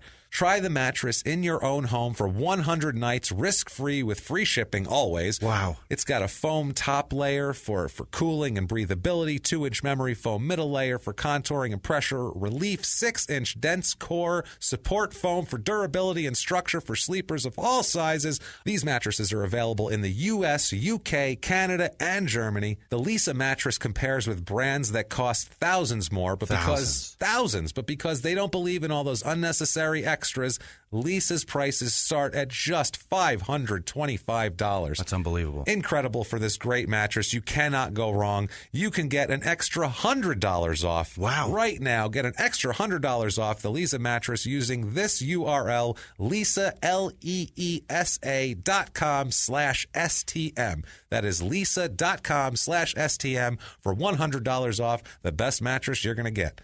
And now back to the show. They tell her, call us anytime. You want to talk about it, we'll help you through it. The whole deal, everybody seemed happier. They realized, oh, okay, maybe we're just, expecting too much here. And, the parents said they can remember when they were first married. Everybody's like that. It's hard. You fight. You're trying to adjust to being married, life together. Like we said, too, in Alaska, that's not easy. That's not the same as if they lived in San Diego or something. It's like being forced on a fucking island. It's like Survivor. Being married and secluded from everything like that. Crazy. That's crazy. It's a crazy thing to do, honestly. You really got to know how to be married and to really give a shit about this person. You have to have like a system built. Like, okay, when you're mad, I go over here. When I do this, you do that. Like, you need to have those little. Otherwise, it's going to really go bad really fast. It is. It's marriage is like having a bunch of people on a submarine. If there's any trouble at all, people can't just stop and go like, "What do we do now?" You'll fucking drown and die. Like, you can't just be like, "Fuck it, I'm walking." I got to go turn this big thing and open the hatch, and you get the thing here and seal off the deal. Everyone's got to know exactly what they're doing right away, or else your ass is dead. It's a mess. You're fucked. Yeah. There's a lot of pressure down there. Burial at sea. Crush your skull. Crush it like a grape. And that's marriage. And that's marriage. And yes. So Scott doesn't call them for the next few weeks. So after that, they expect, maybe we'll hear from them more, and they don't hear from them at all. Mm-hmm. It goes. Come April 12th, to be exact, it's Scott's 26th birthday, and Scott's mother, Rita, obviously calls him. She can't get a hold of him. She calls him the phone. She said the phone just rang and rang and rang. She didn't know. She said, who knows? Okay. Who the hell knows? She said they worried a little bit, but they were more concerned about the marriage. Yeah. They were more concerned that like they had a fight and he took off somewhere and, he's up in the mountains somewhere hanging out by himself to get away from her. Yeah. And that's the type of thing. They thought, and she said that Rita said she thought at first, quote, okay, they probably just had a fight and he left. That's what they're thinking. Everything's fine. That was April 12th. April 14th, he didn't show, but it doesn't say this in the paper. There's notices in the paper of who's supposed to appear in court today. Okay. And it's even for like traffic violations. Really? A whole paragraph. This person for failure to have a turn signal. This person for that. It's crazy how nosy these fucking people are up here. So much so that in the April 14th Daily Sitka Sentinel, I found that Scott was supposed to appear in court that day for a speeding ticket. Oh, Jesus. And didn't appear, apparently. Also, Also, in case you're interested, the Chinook, Alaska Brewing and Bottling Company that day just shipped their first 100 cases of beer to Japan. All right. So there's that I found in the paper also. So the next time her mother calls, or next time Rita calls his mother, the number's disconnected. It rings and rings and rings, and then do-do-do, the number you call. She's like, what the fuck? Disconnected. A day later? What the? No, this was like a few all right, a little while few later. days later. Okay. Yeah, she figured he ran away. She gave him a few. Scott's one of these guys who'll go kind of off on his own for a minute. He's a free spirit. He's a free spirit, so they're like, give him a week and we'll figure it out. He's fine, you know what I mean? She gets a hold of one of Scott's friends in Alaska, Rita does, and this guy tells Rita that he hasn't seen Scott since April. Yeah. This was in the beginning of May, and that when he did see Scott, that Scott hadn't mentioned like leaving Alaska or he was going on another adventure or anything like that. May comes along, like we said, and for Mother's Day, Rita gets a card in the mail. Okay. From Scott, yeah, presumably. The card is signed, Love, Jane, and Scott. Okay. Sounds great, but it's in Jane's handwriting. Uh-oh. And it's postmarked from San Bernardino, California. Uh-oh. Which is odd. Yeah. By the way, her family, Lim's family, Jane's family, is from San Bernardino, California. So that makes sense. Or near San Bernardino, I'm sorry. So like the Redlands area? Yeah, she thought, Rita thinks, okay, well, maybe they took a trip down there. Right. Who knows? Maybe they went out on an adventure. That bastard came home and didn't call me? He didn't call me, that son of a bitch. Who knows if they packed their shit up and just left and didn't tell anybody. But they were like, hey, what the fuck? We live in California, too. Maybe you can call us and what the hell? I don't always know what you're doing, but maybe you could fill me in on things like, I don't know, if you're coming to the state that we're in and you are from Alaska. Jane doesn't report him missing. Jane doesn't, she doesn't contact. There's no record of her contacting, hey, have you seen Scott with the friends, anything like that? No, she just goes on. And the parents say they didn't know half the things that went on in Scott's life, and that was just the way he was. Rita says that she doesn't think substance abuse was an issue for Scott, like that, because that's right away. Is he a drug guy? Is he, in trouble? Is he a gambler? When people disappear, who knows? Did he take off to run away from people? She said he didn't do drugs. He didn't drink to excess. He smoked a little weed now and then, like especially when he's working at the pulp mill. I think you smoke a little more than a little weed if you're getting busted for smoking weed at the sawmill while you're working. You've got to be super stoned. I feel like you're probably more of a stoner than that, but I'm not going to hold that against him. That's fine. He's not a meth head. He's not robbing people or stabbing anybody, so that's fine. I'm fine with it. She said that Rita said, quote, I kept calling maybe once a week, but nobody answered. She sent us a check to Scott for his birthday that hadn't been cashed. And so it was like, what the fuck? You know what I mean? Why wouldn't he cash a check? Right. I know he needs money. He lives in a shit trailer. Right. Then she finally got the disconnected notice at the one point when she called. So then she calls the police. Finally. Yeah. This is 2 months later. And this is the mom mother, calling police? Rita Okay. calls police. She said she told the police maybe that he quote, needed to get away from everybody and think things through because she said they had some marital problems. But then she grew a little suspicious when she heard that, like, Jane... He's been gone. Right. Jane hasn't talked to him. Right. She hasn't looked for him. She didn't report him missing. It's very odd. And the mother said, quote, to me, it didn't seem like new wife behavior or even old wife behavior. No, it's no wife behavior. Even if she hates you, she might want to know if you're dead in a ditch somewhere. Where are you, asshole? Yeah. So she reports him missing. This is May 30th, 1988. She reports him missing. It wasn't unusual. The cops didn't even take it that seriously. They were like, he's a guy who moved up here that fishes. We heard he's a free spirit. He's a free spirit. We went to the sawmill. We know he smokes weed. So they were like, oh, like half the people that come here, he probably blew town and fucking he's, who knows where by now. He might be in Wyoming somewhere trying to be a cowboy now. We have no goddamn idea. Who knows? Who knows? He wanted to be a fisherman. Now he's going to be a cowboy. He'll be a fireman next week. We never know what's going to happen with this guy. He might be there. Did you see his white scarf? The guy could be anywhere. Yeah. So they poke around a little bit. Yeah. And then he just kind of go, shrug it off and whatever. I don't know. Okay. Whatever. I don't know. Let's go check. There's some halibut poaching over there. Let's check that out. So June 8th, 88, I found in the Daily Sitka Sentinel. Thank fuck they archived their shit because this was not easy to find. This is a posting in the paper asking for information as to Scott's whereabouts. Really? Picture of him. Have you seen Scott? If you've seen Scott, please contact law enforcement. Who put the article in? This is part of law enforcement's missing person strategy. Yeah. It's in June. It's like a month after, a week and a half after the disappearance. They put that in just in case. Hey, have you seen this guy? Contact law enforcement. Whatever. Last seen on April 12th. Jane, though, she's gone. She's just out living her own life. She's gone. Cops drive out to the address that she worked, their address, their shitty trailer. She's gone. Not there. Trailer is pretty much empty. Yeah. They said that's it. Gone. She's just out of there. Yeah. The only way they even knew where to look for her possibly was that she had the postcard, the Mother's Day card postmarked in San Bernardino. Yeah. Sort of like, okay, maybe we'll start in San Bernardino. Maybe we'll check that lovely place. Yeah, maybe Scott is with her. Like the cops took it at face value. It says Scott and Jane. Right. They're married. I don't know. Maybe he's with her there. That makes sense. Maybe he's mad at you. Because that's what they're saying too. They're like telling the parents. Maybe they're mad. Maybe he's mad at you for something that you don't know about, and he took off. You don't know what the fuck's going on with this guy. Maybe you didn't help him with his relationship, and he's pissed about it. Exactly. He's like, oh, that was no help, or I don't like the way they judged us, or whatever the fuck. Who knows how stoned he is? So that's a good point too. I mean, who knows? The guy smokes reefer. He may not want to be at home with you. Reefer. The guy digs reefer. Maybe he just doesn't want to come home because he's high. That might be the oldest thing you've ever said. He smokes the reefers, I tell you. He's smoking jazz cigarettes over there. Jazz cigarettes. So the guy digs reefer. That's my digs point. His reefer. So they try to find Jane in San Bernardino to clarify with her. They can't find her in San Bernardino, which is tough. They do find in Sitka. They find Scott's truck at the Sitka airport. Which is interesting. Yeah. They're like, well, that shows maybe he left town, but that's also kind of, who knows if somebody just dumped his car there, that sort of thing. It's the only way in and out of town, so it makes sense that it's took there. The ferry. There's no evidence, though. They can't find any evidence of him ever buying a ticket, but this was back in the day, in the mid-'80s, where you could buy a ticket under an assumed name. Yeah. I could buy a ticket. This is pre-9/11. I'm John Smith, and they'd be like, hello, Mr. Smith, come on right aboard. You could walk right up to the fucking gate and see your relatives off. That's crazy. It was great, too. It was actually kind of nice. You can pick them up there. Sit there and watch the plane take off, sit at the gate. Clocking up security. Of course, security didn't take nearly as long because they just said, you got a gun on you? No? All right, fine. There you go. I'm not going to finger your asshole this time. All right, perfect. Yeah. So no evidence of him buying a ticket, nothing.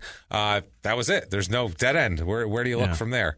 Can't find the wife. There's his truck. No, he didn't buy a ticket. We asked everybody. We put an ad in the paper. I don't know. And they just shrugged and said, fuck it. That's it. That's it. They talked to people at work. They talked anybody seen him? Have you seen him? And they said, nope. Wow. In April. We all saw him in April. Everybody saw him in April. That's the last time they saw him. Then, summer of 88, this is like 4 months later, the Colvilles here, the mother and father, Rita and the father, they get a letter from Jane in the mail. They get a letter. Just Jane. It's just Jane. It's rambling, 3-page letter. Rambling.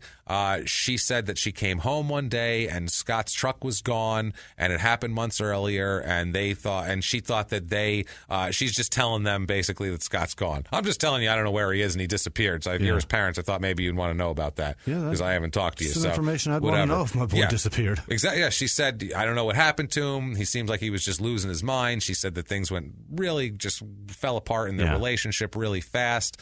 Told him about the weed at the sawmill incident, and then kept saying that he said he didn't want to be married anymore. So kept saying that over and over again. It was just 3 pages of blaming Scott for their marital problems, and then saying he must have fucking left. I don't know. You find him. I don't know what the hell to tell you. It's a letter saying, like, these are the reasons why he's gone. Yeah. That's all that she's saying. Yeah, these are why he might have left. Right. I don't know, but he's gone, and I don't know where the hell he is. Okay. She gives them her new phone number in California, Jane does. Okay. So she does that. The mother says, though, Rita says they didn't contact her. Yeah. They said they were suspicious of her. Yeah. No shit. Yeah. They were afraid if they talked to her. This is a great quote. She said, quote, I was afraid that if I contacted her and talked to her, I might say something that a Christian shouldn't say.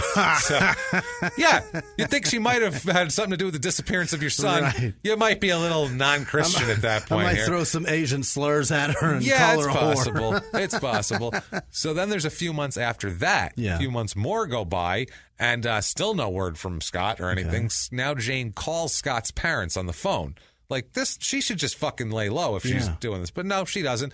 She says she's in San Diego, which is where they're from. Yeah. And she wanted to go to a party that night. This is her. Hi. No, you haven't talked to your son. He's been missing for like 6 months, and I'm his wife, and I should super care a lot about this. And we should probably be like sitting in a room working out a strategy, talking to investigators. You know how it works, though. We should probably be the level of care that I should have. Super. I should really definitely be there. High level of alert. I should be just super alert about this whole thing. But I got to go to a party tonight. Yeah. And my concern is that I left a cocktail dress, I'm pretty sure. Get the fuck out of here. In one of the closets in our house before we got married there, you know, where you guys have access to. Is it okay if a friend of mine comes over to look through the closets in the house and find my dress? What? That's what she asks these people. Hope you find your son, by the way. Sweet Pete, what a weird phone call. Yeah. By the way, hope your son turns up. Need a not dress. dead. It's got sequins and shit. I'm sending somebody else over. Sending a stranger over. Hope they find our boy. Hope she finds the dress before you find your son, because I need to do this tonight. It's fine. So Scott's parents, probably pissed, as you might expect. Mr. Colville says to her, quote, "You can come and get it, but please don't send a stranger. Come yourself." So they never talked to her or heard from her again. She never showed up. Fuck no, she didn't show up. She can't look them in the eye. She knows there's going to be some questions. Yeah. You know what I mean? Now, this is something that I found in none of the investigations, none of the court documents, none of the anything, none of the newspaper, none of any coverage of this. I feel like I'm the first person to inject this into this somehow. I don't know how. In the Daily Sitka Sentinel on June 21st, 1989 is a notice of divorce.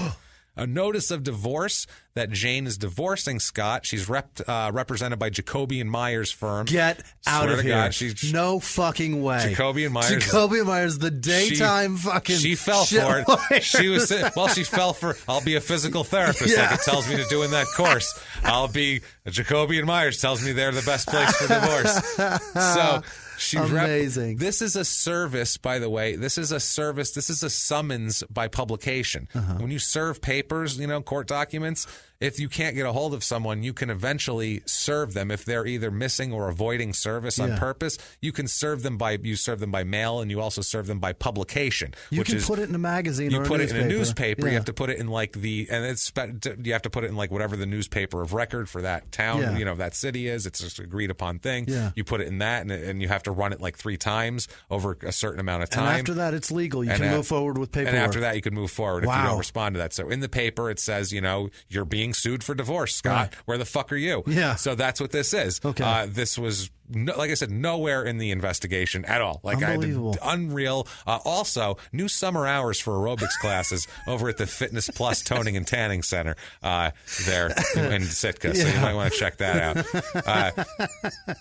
Meanwhile, so you can come earlier and stay later. Come on by for the summer. The hours are great. I didn't get the hours. I didn't write them down, but you call them up. They're the earlier number. and later. Both. You know the number, I'm sure. A magnet on your fridge.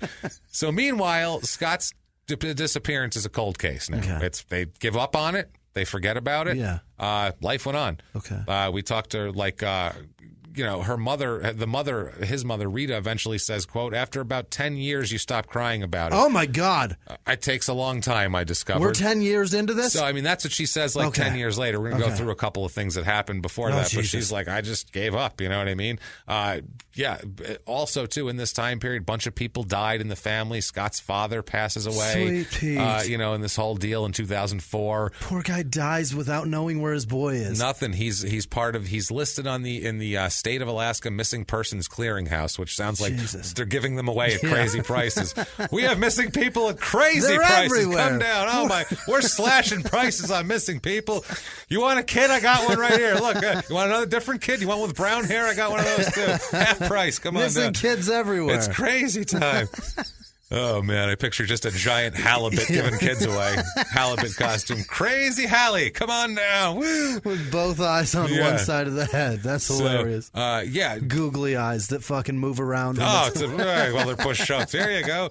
Rita said after about 4 or 5 years, she was convinced he was dead at that point. He must be dead somewhere. She said that, after 6 years in 94. I can't imagine. Can you imagine this? They just said, we have to move on, I guess. And they said also it was horrible because they hoped that they didn't want to hope he was dead, but they kind of hoped he was dead. Yeah. They hoped he didn't just not want to talk to them for 6 years. What the fuck did they do wrong? You got to be on that side. The emotions had to be horrible here. By 1994, the Colville family asks Alaska authorities to make it official and declare him deceased by the court so they can move on with everything. They still think Jane had something to do with it, though. Rita said She filed fucking divorce. She filed divorce pretty quick. How do you file divorce to a man that's missing? She's saying, he ran away from me. She's saying, I came home, he was gone, he's missing, he obviously doesn't want to be married to me, so I'll get a divorce. But it just looks suspicious. It just shitty. Looks really not great. Rita said, there's no way someone married 6 months and the husband vanishes wouldn't at least call call his parents to say, we had a fight and he left. Did he come to you? Is he there? Where is he? Can I, whatever, something, or even fuck him. Where do I send his shit? Something. Some kind of contact sort of with something. Communication that shows that you're either done with this relationship or you're actually fucking concerned. That's it. She just packed up the shit that belonged to her that she felt like taking and took it and left everything else in the trailer and fuck him, truck at the airport. Cold-hearted bitch. So she went on and lived a fine life. By 1994, she's living in Southern California. She's a physical therapist. Okay. She's not like, hiding, living under an assumed name, working in a massage parlor, jerking people off under. No, she's not doing that. She's just there's old people getting their knee injuries worked out by this guy, and not just old people. I just everybody. bit my tongue on so many jokes. I know. There's so. Trust me, that slipped out the hand. It was enough. So we'll move forward. She did get super religious. Real quickly though, ladies, if you go to nail parlors and get your nails done by Asian people, they for sure talk shit about you, and I only know that now because I went to go get a pedicure while I was getting my oil changed at not even oil change, my car was getting worked on. I was going to be there a while. They told me to go to the businesses in the parking lot. There was nothing open except a nail spot, so I was like, whatever, I'll get a fucking pedicure. So I'm getting a pedicure, and the little Asian man next to me. Sad. We're going to talk about that later, by the way. My Asian man next to me doing the toenails of the lady. Did they? They gave me a will him to you when he came? Yeah, it was my Asian man. Yeah, you said mine. Like you owned him. The Asian man doing the toenails of the lady next to me. They handed you a leash when you walked in. Here whatever native tongue he was speaking in, he said something to the guy next to him, and then in English he said something else to him, and then he turned back to the lady's toes. And he forgot that he was speaking English, and he goes, "Oh, she have a lot of crap in here." And then he froze and realized that he said that shit in English. Oh, shit. Wrong program. Close that. Reopen the... Oh, shit. And then he went back to whatever he was speaking. Reopen Mandarin. But I guarantee you whatever he just said in Mandarin after that was, boy, did I just fuck up. Oh, man. She's going to be pissed later. I just fucked my tip up. There goes my tip. Yeah. You know it, man. She have lot crap in corner. That's what he said. You know, God. Unbelievable. Crap in corner. She have lot crap in corner. That's so fucking funny, man. Unbelievable. Jane here, she does not become a manicurist, luckily for her. She does become super religious, though. Oh, boy. In the Seventh-day Adventist Church. Yeah. She gives a lot of her, she gives money, she volunteers. A friend of hers says that they remember her always giving money to the church, just as much as she could. She wanted to go help people. She did missionary work in China and Nepal. So she's buying her way back into heaven. She's doing, she's trying hard. In 1998, she meets another man. Oh, boy. She meets a guy named Chris Reth. Christopher Reth. She becomes Jane Reth later on when they get married, which they're going to get married in 2000. He is a corporate jet pilot. This guy, known as like a pretty cool guy, kind of a jet pilot kind of guy. Like you know what I mean? Private jet. Yeah, guy. he's a private corporate jet. The coolest guy. Easy job as fuck. Corporate jet, no... a bunch of passengers. I've met like kids. 4 of those guys in my life, cool. And they're fucking amazing. They have to be able to go with the flow because they're flying assholes around. They have to be able to just go. I didn't see that. I didn't see you push the prostitute out of the luggage hatch. No, I didn't see that at all. No. Yeah, I don't think she was breathing either. She's fine. It's fine. Don't worry You're about it. right. She was blue. It's fine. Yeah. It would have caused a lot of questions. A lot of questions. So they get married in July of 2000, and they move to Illinois from San Diego. Okay. They move to a suburb of Chicago. Okay. They live in Maple Park, just west of Chicago, apparently. Lim, at this point, works for the Geneva School District. All right. We don't know what she did there, but she's a Geneva School District. She's working there. Everything seems fine. They do have some trouble in the marriage. They get divorced in 2005. Oh, shit. That's a clean divorce. But Chris Reth isn't happy with that divorce. He's pretty religious. Yeah. And Chris Reth, in 2007, attempts to get his marriage annulled by the Roman Catholic Church. So he's trying to get an annulment here. Okay. So when they divorce is frowned upon. Well, yeah, he's trying to do that. Yeah, he's trying to get an annulment probably because he's got somebody else lined up he wants to marry and he wants to do it in the church. Right. Would be my guess. Yeah. But you never know. Whatever. Or he's just so scarred by her he's going to get away from her. I'm not sure. I just don't want this bitch on my record at all. Exactly. So this all happens. Well, the procedure with the whole thing, the annulment here, is they have to have a background investigation on this whole thing. The church has an investigator who is a retired LAPD homicide detective. Oh, fuck. They didn't just get some cop who looked into a couple robberies. They were like, we need you to really go up people's asses with a microscope when they want to get an annulment, rather than just go, yeah, sure, check that off the list. You're fucking annulled now. What do we care? Who gives a fuck? Right. Do we give a shit, really? I want them all look to each other and go, why do we care what they do? Sure, we're annulled. There you go. Instead, we get the guy that worked on the Black Dahlia case. Yeah, instead, this is nuts. Give away a few more annulments. Maybe that collection plate will have a little more fucking weight to it at the end of the week, if you're giving trouble-free annulments. And you don't have to hire ex-homicide detectives. You can save some coin, is what I'm getting at, Jake. Meanwhile, back then, the Vatican could have used that fucking guy to look into themselves, fucking jerks. Yeah. This is 2005? This is 2005. What an asshole. Yeah. Fucking Pope. This is 2007. Oh, 2007. This is May of 2007. So a little bit after. What he finds out, because this investigator talks to Jane, talks to Chris, talks to everybody. Chris, what he tells him, I guess because he thought it was, I don't know, the church, in the church's, under the church's guise. I don't know if he thought this guy would be considered a priest or whatever. Right. But he tells him that shortly after Jane and Chris had married, Jane told him that she killed Scott. She told him about it. So this investigator calls up the cops in Alaska and goes, this guy's telling me, does this sound familiar to you? Well, I got something, this might help. Got a hot tip, boys. I got a little tip here. Said that she killed him because he was abusive and using drugs. She claimed there was problems in the relationship because of his use of marijuana. I don't know how much weed can cause a killable offense here. So the I've never met a guy that's stoned that's like, now it's time to beat my wife. No, that's the opposite. They get stoned so they don't beat their wives, I feel like, maybe sometimes. Not everybody, I just mean sometimes they might, or vice versa. Right. I don't want to stab him in the face. Right. I better go do a bong hit. I really don't have the energy for this. Either way, this is not gender specific by any stretch of the imagination, for Christ's sake. So they do this. The Alaska Cold Case Unit contacts Chris. He tells them, she said she killed him. Killed the fuck out of him, I guess. That's the one.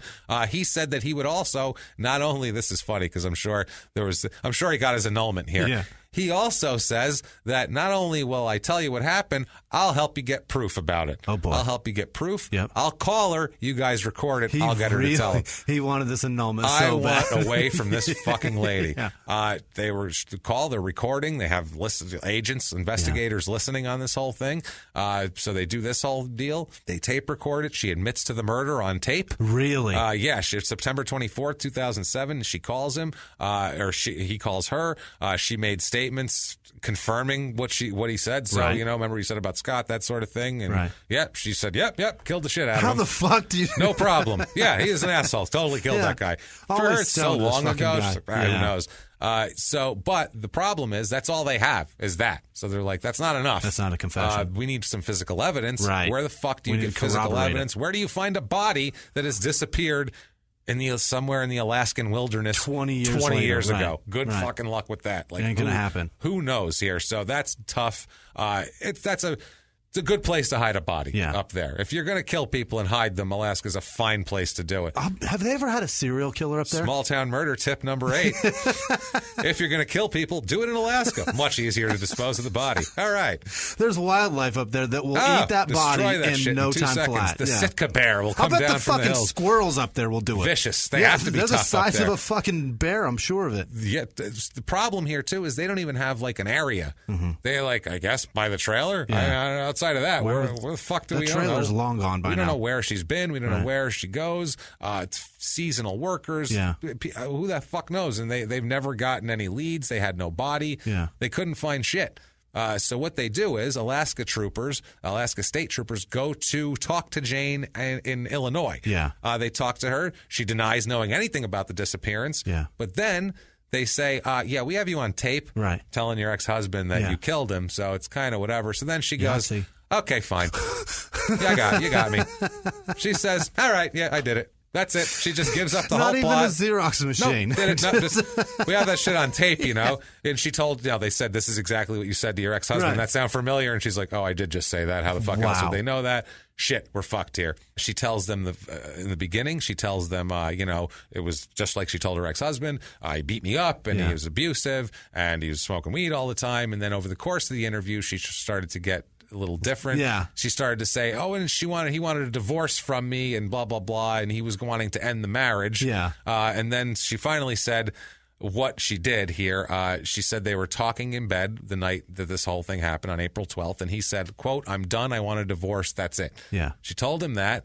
So what she did, she waited for him to fall asleep, like you do. Yeah. And then she... Like women do. Well...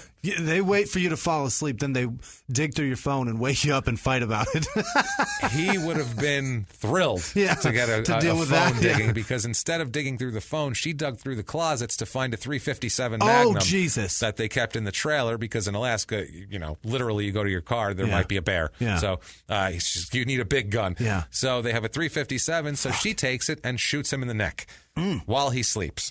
Sound asleep, shoots him with a .357 in the neck. That'll wake you up, too. Pretty point-blank range. Well, it never woke up shit because he just died right quick. away. It just blew out his whole neck. Oh, you know what? It probably explodes your heart too, because that's where the vein is. It fucked him. It destroyed him. Now that's not the crazy part. Yeah. Okay. She shot him. Yeah. So how the fuck? Where is he? Yeah. You figure, right? She's small too. Yeah. How'd she dispose of that guy? 6 foot tall guy, 175 pounds, that sort of thing. What she does is after she shot him, she must have taken some stock and went shit. She went and got a long axe, as it's called. No. As she called it, a quote, long axe, and dismembered him. Wow. Pretty fucking good, too. Not just like, I'll chop off the butt. She chopped him up into pieces, stuffed his dismembered remains into the garbage bags, and then put them in the trash cans. Also cut up the bloody mattress that she did this on, put that all outside for the garbage men to take. Wow. They took it. And back then, the city got rid of their trash by incineration, so it's all burned up. Burned up. Wow. Not a fucking thing. Nothing. No idea where the body was.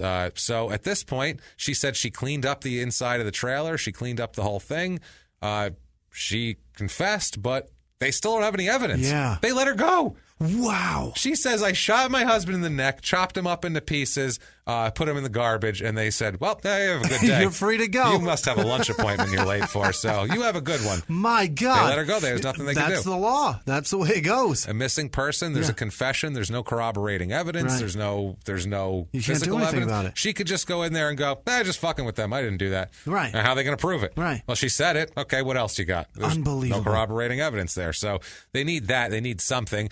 So what they do is they find the trailer. Wow. The old trailer. That's Lucky crazy. that wasn't incinerated. They were able to figure out where it was, and thankfully, like we said, it hadn't gone away. Yeah. So there's 20 years, all this shit. What they do is they get a search warrant. They head to that master bedroom. They start ripping up the carpet and shit. They ended up getting to the subfloor that was down there when they were in the trailer. Still Scott soaked and with Jane. trailer. Not soaked with trailer. Soaked with blood. Trailer's a good word, so it's fine. You were right. You can sub that for semen, bile, or whatever you want. Whatever bodily fluid that you don't want. Still soaked with blood. They found something here. They find blood. They find a large stain. They test it for blood. DNA says it matches Scott Colville, so they know he actually died there. They matched it back to him. They matched it back to him based on when he had his wisdom teeth out when he was a teenager, his mother saved them. Wow. So they matched him up there. I mean, they could have just taken mom and dad's blood. They did that also, but right. they wanted to make sure here. And even if they had this proof, they wouldn't have helped him in 1988. They might have known he was dead and not missing. They wouldn't have looked for him in San Bernardino. Right. And the DNA wouldn't have been There was able to no do DNA that. for them to do. That was just a pipe dream, kind of just starting out right then. So January 8th, 2010, a Sitka grand jury indicts her. Nice. Actually indicts her. They get a warrant, and there's a bail amount of $250,000. She's arrested in Illinois by Kendall County Sheriff's Office. 22 years later. 22 years later, they extradite her. She is charged with first-degree murder, obviously, for Scott Colville, and she is also charged with tampering with evidence for what she did with the body, because it's never been found. The indictment says that she, quote, destroyed, mutilated, altered, suppressed, concealed, or removed physical evidence, the body or remains of Scott Colville. Basically all all of the above. All of the above, exactly. Jesus. That's tampering with evidence here. So this whole thing, I mean, this cold case unit is psyched. Yeah. Because they're like, we did it. Holy shit. We're going to solve something that we didn't think we would ever be able to solve. We just gave up on that fucking guy, whatever. So, yeah, they said the information provided in 2007 from the church investigator gave them something to go on. And then with the DNA technology, that helped a lot. People are stunned by this. Jane is living a quiet life. Doing good works with the church. She has a nice job. Everybody likes her. She's in Oswego, Illinois. Her neighbor said she was the one who checked the IDs at the community pool in the summer, and she worked at the social service agency in Aurora, assisting people with developmental disabilities. She was going for her master's in social work. They said she was always very friendly, but she kept to herself, that sort of thing. But they were all shocked. They're that's like, what murderers do. Yeah, she's the nice, but they're like, she's the nice, like, charity lady. Maybe that's why she's quiet. Well, she's fucking trying to earn her way back. You don't expect the little Asian lady doing charity work to be like, I bet she killed her husband, got a chopped good him up point. with an axe, and put him out on the curb. You just think she seems like a nice point. lady, like, you know, whatever. So February 4th, she pleads not guilty in Sitka. She waived extradition so she could go there. She was being charged under Jane Reth, which is her legal name. She changed it. Her bail remains at $250,000.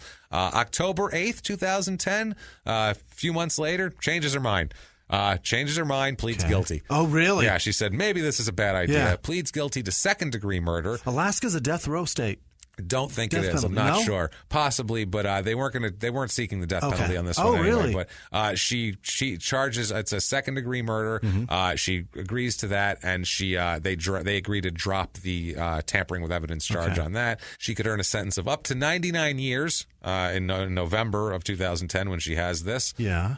So November 24th, 2010, after pleading guilty to second-degree murder, she had to talk about in court how she did it. She took him apart. She disposed of him. Jesus. She had to talk of the whole thing on his birthday, by the way, on his 26th birthday. That's nice of him. That's nice of her. Like we said, as part of the deal, they dropped the felony charge of tampering. Right. She didn't even appear. She was in Juneau. I guess the ferry wasn't working that day. Okay. So she was held there. So she participated in the hearing by phone when they had a hearing here to change her plea. The whole deal. Did his parents come up? The mothers, they did. They were around.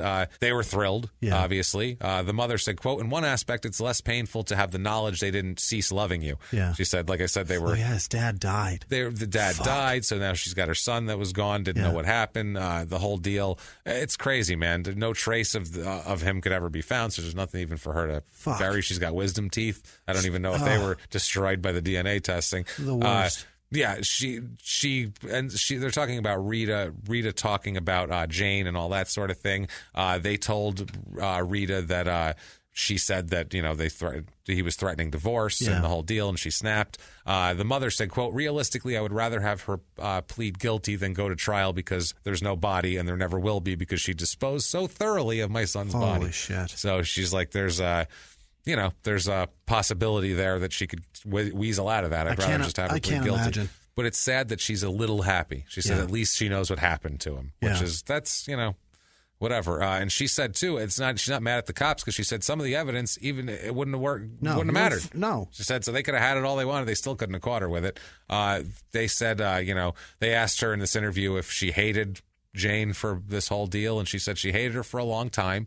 She said, quote, then I said, you know what? Hating someone doesn't do any good. She said, I said, you know what, God, deal with it. If she's guilty, I hope you don't give her a day's peace. So she said she's putting it in God's hands at that point. She said, as to how I feel about her now, I don't have any feelings toward her at all. It's just, what's the word? Apathy is what she said. She said how many lives she's ruined, the whole deal. She's looking forward to this sentencing. She says hopefully she's incarcerated for a long time. Finally, sentencing comes along on March 4th, 2011. They're asking for 70 years. Wow. The prosecutor is, due to the, insanity of this fucking crime and brutality of it. Not just that she just went around on her own, just living her own life afterwards. Like it never happened, lying, covering it up, the whole deal. They had the state had troopers in and investigators in, talking about the whole deal, talking about the victim's family. Victim's family's there. Scott's her mom, Rita's there. The mother, she's in there. The investigator that tore apart the bedroom, talking about the DNA. They're all there. Scientific people, blood people, as we've talked about. They're all there. Everybody's there. Jane, in her defense, basically just says that she and Scott, it was an abusive relationship.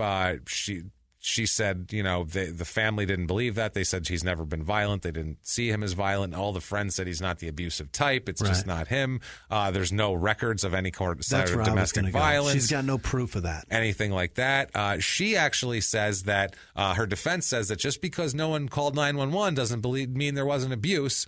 They're saying, that, and she was also very concerned. She kept saying she was concerned about how things looked. Yeah. She didn't want it to look bad. She didn't want it to look bad. I feel like that's like her mom and like my grandmother going, well, you're fat. Yeah. It's that sort of thing. So she's trying to say that. I never called because I was, I didn't want it to look bad.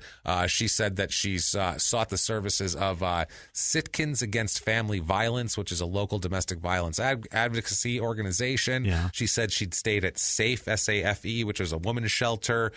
She also said she stayed at the shelter about a month before the shooting, but they couldn't verify that 20 years later. Yeah. If she would have shot him, called the cops and said he's been beating me, check the shelter, I've been there, then maybe it would have been a different story. But when you just shoot someone, chop them up, and then fucking end up moving away, you end up in San shady. Bernardino. At that point, you look shady. Right. It's on you at that point. Right. And the records at the shelter are sealed. They're private things. They don't let those out anyway, so there's no way to know that. The prosecutor said she's full of shit. She wasn't abused. The defense called Rita's co-workers at the Seventh-day and people that she went to church with in Illinois, saying she went to she volunteered for the Red Cross and she did all this shit.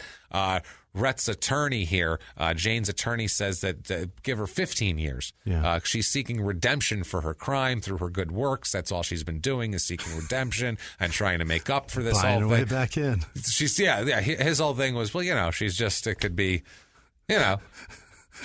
She was working on it there, so she doesn't really need prison. She's been doing the work. Your frustration right there to try to find something is exactly what I see her lawyer doing. Yeah. Going, come on, it's they're Starburst. It's basically time served at this point. And he just throws weird fucking things out. Tic Tacs. I don't know. What are you gonna do? I have no idea.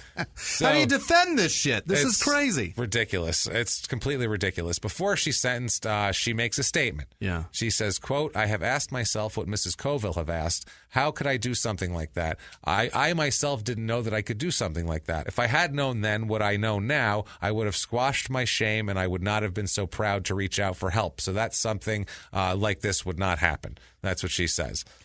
No. You're an asshole. That's what happened. Yeah, that's what happened. Then she says, "I don't know that I could say anything that would make it better. I do know I'm very sorry for what I've done. I thought about it for a very, very long time, and I thought about what I could say today. There isn't a whole lot I could say." No. She said she'd wish she'd taken the opportunities to solve the problems in her marriage in a better way. Mm-hmm. The Sitka Superior Court Judge David George agreed that she should have done it in a different way. She said that she wasn't under duress. He said it was cold-blooded and contemplated, deliberate and unhurried.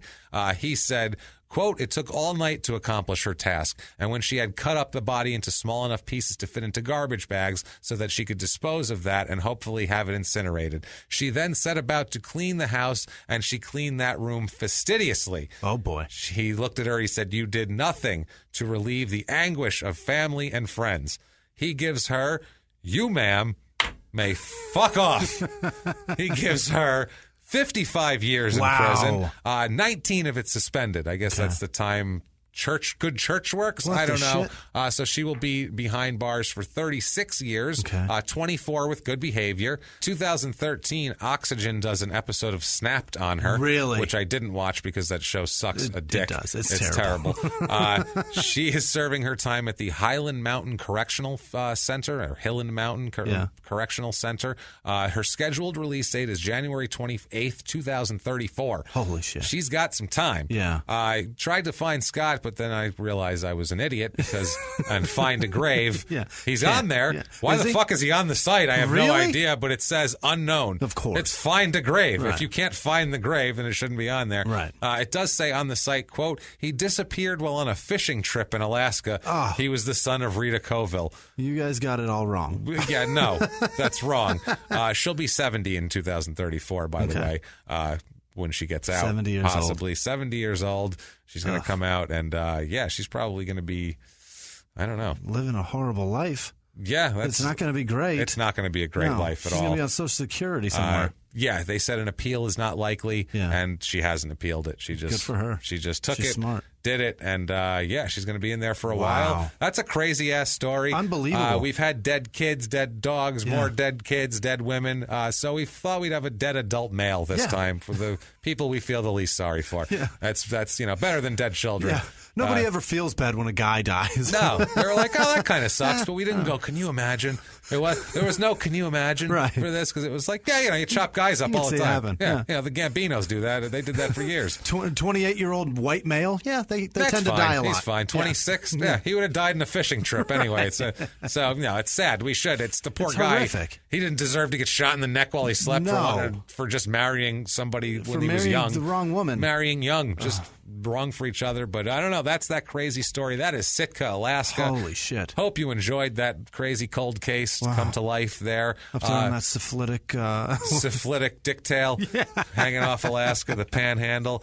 If you did enjoy that, please, I know what you can do to help us, and we would beg you to do it. As a matter of fact, you can go over to iTunes. You can give us 5 stars on there. Tell us anything you want. Sure. Tell us about your day. We don't care. It's just the 5 stars. Tell us that you don't have a syphilitic dicktail. Yes. Say, I don't live in the panhandle. Right. I'm from the pan. That's perfect.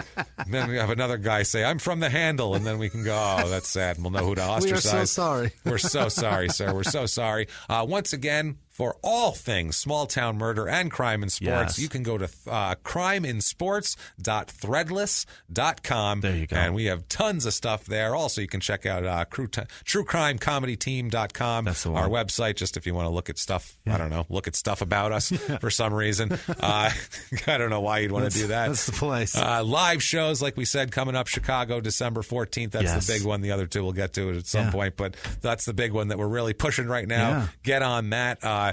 If you want to be an amazing person and be like one of these fantastic producers that we're going to talk about and fawn over in a moment, you can go to patreon.com/crimeinsports and you can make a donation there, or you can go over to PayPal to make a one-time donation, and you can do that at PayPal using our email address, which is crimeinsports@gmail.com. Yes. Also, if you want to get a hold of us just to say whatever you want, you have a case, you want to say hi, whatever the case may be, you can do that on social media. We are at Murder Small on Twitter, Facebook.com/smalltownpod. And like we said, you can email us over at crimeinsports@gmail.com. Jimmy, who are the most awesome people this week that we love more than anybody? It's very familiar, of course. Who Christiane Castaldi and Jess Landgren. I want to hug Christiane Castaldi. Every year. Oh, damn it. Every you week. guys. Thank you. I said every year. Damn it. It's every Thank you, goddamn guys. week, these two. Thank you, They're very, guys. very You're sweet. Thank you both. God, you guys are really amazing. Thank you. Brianna Ryan up in Montana. She's terrific. Yes. Rodney Horn, Gabrielle Ornelli, Dana Grayson. Dana, yeah. He found Patreon and PayPal. That's Thank so you, Dana. cool. And we did Delaware for you last week. You're welcome. Glad He you wanted liked me it. to tell his cousin Clem to listen more, because I guess he's supposed to be listening, like I'm supposed to be listening to The Wire, which is really bizarre, by the way. It's a black guy named Clem. Like, that's the most white trash hillbilly name. He's from the Panhandle. There's a white guy named Jamal that cancels him out somewhere. Yeah, for somewhere. Sure. You know it. You know there is. But Clem's a piece of shit for not listening as much as I should watch Fuck The Wire. you, Clem. That's what I'm told. Clem, go fuck yourself, man. Yeah, motherfucker, that's right. Listen more, Clem, you dickface. John Taylor, Nicholas Lamb-Yorsky, Daniel Mates. That's it. I saw that. He gave us a nice donation. Thanks, Thank you. Daniel. I appreciate it. Kimberly Blevins, Stephanie Pittaway, Molly Parker, Sherry Holland, Cherry Holland. Sherry. It's got to be Sherry. There's no cherries. There's nobody named Cherry. We have the way to move and share. That's kind of, I don't know. It's Neil Diamond. Was it Cherry 3000? Wasn't that a movie? That was a movie that was on like HBO every day. But that wasn't in the a person. 80s. That was a fucking. Yeah, that was a robot. What was the lady's? I don't know. I don't know. It doesn't matter. The girl from Sex and the City's in it. Yeah.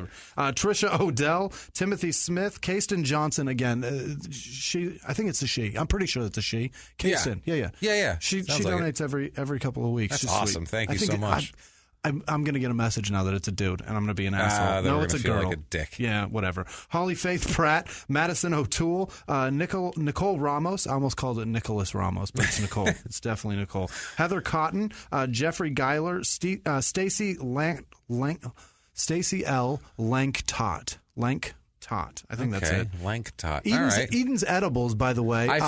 What an email. That was cool. Unbelievable. Actually, They're in New South Wales. If you are in New South Wales and you want to get vegetables, go to Eden's Edibles. You want fresh vegetables? Yeah, this guy Eden Edibles delivers fresh vegetables all around South Wales, all around the area, and he's a really nice dude. And sent us a nice email and donated to us. Eden, isn't that a girl? It might fuck. Come on, it's not. It's Erin is the person's name, but Erin, I think it's a guy. It was Eden. No, the Eden's Edibles the name of the thing, but the person's name was Erin. I think it was Eden. Shit. I hope not.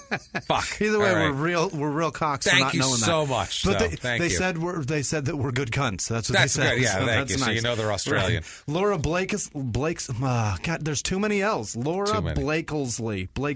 That's right. It's Blakesley. It's right. I think. I don't know. Again, I'm an ass. And she's the one. I think she's in Atlanta, and she's been trying to get us. No, she's in Kansas City. Yes, trying to get us to the Kansas City. Yes, Improv. and we're working on this. Right. We're working on Kansas City. We're going to be working on Portland, Seattle, London, Atlanta, DC, right. Atlanta. We have tons of places we're working on. So keep in mind that we're trying, and we need your help. So we do need your help. Michelle Berry, Jordan Navarez. That's it. Jordan Navarez, Melissa Schmaltz, Amanda Hogebrook. You said that like if you said it fast, it would run away and you wouldn't have to deal with it. Yeah. But there's a K, there it goes. right? But there's a K and not an F because I write like a fucking child. Gotcha. Hogebrook. Meg Dainty, she's over on Snapchat. Thank you. Nick Laycock, that's a kick-ass last name. But I hope you don't use that, Nick, as like a fucking pickup line. Laycock. Yeah. Right. Don't be an asshole, Nick. Yeah, just cool. fucking play it cool. Be yourself. Just lay back. Right. Lay back with your Laycock. Break that to her on date 2. Yeah. Kate Sylvia, Lucas Wesolowski. Nice. Yeah. Wesolowski. Not bad. Mary Foose again, or Faust. I think it's Foose. Thank you, Mary. Thank you, Mary. Andrew Sussman, Hannah Ettinger in London. Hi, she Hannah. sent Thank you donation very too. much. We Thank appreciate it, Hannah. Aaron Howerton, or is that an O or a W? Or a U, I mean. No, it's Howerton. It's got to be. I always say it's got to be, and then I get a tweet. No, it's not. It's got to be. Why would it have to be? I don't understand why it's got to be. Ronnie Cox, Could be Alexandra Leukert. Fuck. Hey. Kelly Schulte, Amanda good Christ. I tried. There we go. I had them all lined up, all the good ones and all the tough ones, and I'm now into the tough ones. So Amanda Medema, whatever it is. Yeah, Allison something like that. Allison Thimelitz, Kika or Kaika, Taylor Moore, Miguel Alvarez, Bridget Bernert. Probably not Kaika. I'm just going to go out on a limb right here. It's probably Kika. While I'm reading all these names, I'm going, wasn't it, fuckface. It's definitely it's not Kaika, I don't think. Allison Thimelitz, that was it. Bridget Bernard or Bernhard. Either way, it's Bernard. Captain Surly, which is a pretty kick-ass donation name. Gage Runkle, which Gage was a cool name, and then they fucked it up with Runkle. Give him a better name. That's why he goes by Gage. Right. His last name's Runkle. He's like, I got to even this shit out. That's a tough name. Nicole Dempsey Flores. Linda Prost sent us a DQ card for... that was really nice. Thanks, Linda. Sweet. We will be eating cheeseburgers on you. They're my favorite. Love them. Brittany Duran or Doran? Doran. It's Doran. Yeah. Brittany Duran, Kim Bayer or Bayer. God, I fucking write these, and I'm an asshole and don't know how to write well. Andrea Jones, Angela Haltom, Sarah Grace Love, or Sarah Grace Love. I don't know if that's a first name, Sarah Grace, or if it's like a Grace Love. You know Grace what I mean? Love might be the last name. I think it's Sarah Grace Love. Okay. That's what I think it is. Brandon Shepard, Austin Duartez, or is it... Fuck. Did I spell it wrong? Austin D'Artez. I think that's it. Matt Winland, Lindsay Collan, Suzanne Diaz, or Diaz. That's it. Pretty sure. And then there's Brittany, Kayla, and Katie live in Marion, Iowa. And they work at Timberline Manufacturing. Oh, and hello. The entire office listens. Hey, so thanks, hi, ladies. Timberline Manufacturing. Thank you. Ellie Seeley, Salai. Fuck. Sarah B. Coley, Marcelino Felipe, Julia Miller, Tracy Polvote. That's it. Polvogt. He'll get there eventually. That's a brutal one. Tracy Polvote. Lauren Templin, Stephen Lux, Peter Goik. Go back to Polvote. See what how was that hard again? these are? What was Polvote again? How do you spell it? Tracy Polvote. Polvogt. No, GT. Okay, yeah. Yeah, it's Polvote. Interesting. Right? That's a weird one. That's Okay, a tough go one. ahead. That's a tough one to wrap your head around. Phil Adams, Aaron Olivia, Antonio Chavez, Rachel Timmons, Debbie Way, Mary O'Connor, Two Worst Dudes podcast. They listen, so thanks, guys. Okay, yeah. I've heard they shouted us out once before. Yeah. And now they donated to us. So Thank you guys. Yeah, give them a appreciate it. listen. Joseph Hedgeplick, Kelly Ruiz, Laura Steele, and Helen Deacon, who sent me a badass apron and donated to us. Helen, you're a darling. Thank you so much. She lives over in England, and I got a feeling she makes these things because this thing is incredible. Cool. Thank you, like guys. You guys, this week Dope. was fucking fantastic. Yes. Between the listenership is incredible. I can't believe all that. Awesome. The comments, the store interaction. just went up. You guys are interested in buying You guys t-shirts. giving a shit about each other's lives. Crazy it's fucking shit. Yeah. awesome. You guys are awesome. We're so happy that you guys are interested in us and are part of our little crazy community. And really, we're part of yours. Honestly, we're like you're the ocean. We're just kind of riding the wave at this point. Doubt. So we can't without you guys. We'd be sitting in the sand, just dry, just sitting there going, well, this sucks. This is boring. Ow, I just got bit by something. Let's go be free spirits. What is that, a crab? I'm going to Alaska. Fuck this. Oh, shit, I got killed by an Asian lady. God damn it. Shit. All the dumb luck. What if they don't get killed by their wives or husbands and they want to get a hold of a person like you? How can they do that? You can find me at Whisman Sucks, WHISMAN Sucks on Twitter, Instagram, and Snapchat. Follow me and play along. I appreciate hearing from you guys. It's been really, really fucking incredible. And I am at Jimmy P is funny, or you can try to spell my last name. Best Good of luck luck with that. I suggest copying and pasting it from the show description so you don't have to find that sneaky eye. Check that out. Do that.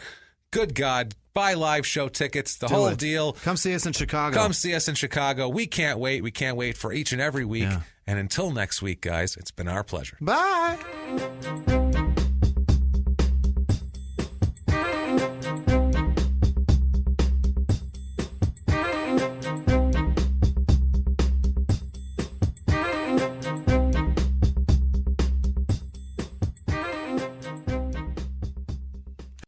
If you like Small Town Murder, you can listen early and ad-free now by joining Wondery Plus in the Wondery app or on Apple Podcasts. Prime members can listen early and ad-free on Amazon Music. Before you go, tell us about yourself by filling out a short survey at Wondery.com/survey.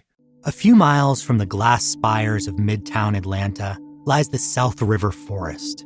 In 2021 and 2022, the woods became a home to activists from all over the country who gathered to stop the nearby construction of a massive new police training facility, nicknamed Cop City. At approximately 9 o'clock this morning, as law enforcement was moving through various sectors of the property, an individual, without warning, shot a Georgia State Patrol trooper. This is We Came to the Forest, a story about resistance. The abolitionist mission isn't done until every prison is empty and shut down. Love and fellowship. It was probably the happiest I've ever been in my life. And the lengths we'll go to protect the things we hold closest to our hearts. Follow We Came to the Forest on the Wondery app or wherever you get your podcasts. You can binge all episodes of We Came to the Forest early and ad-free right now by joining Wondery Plus.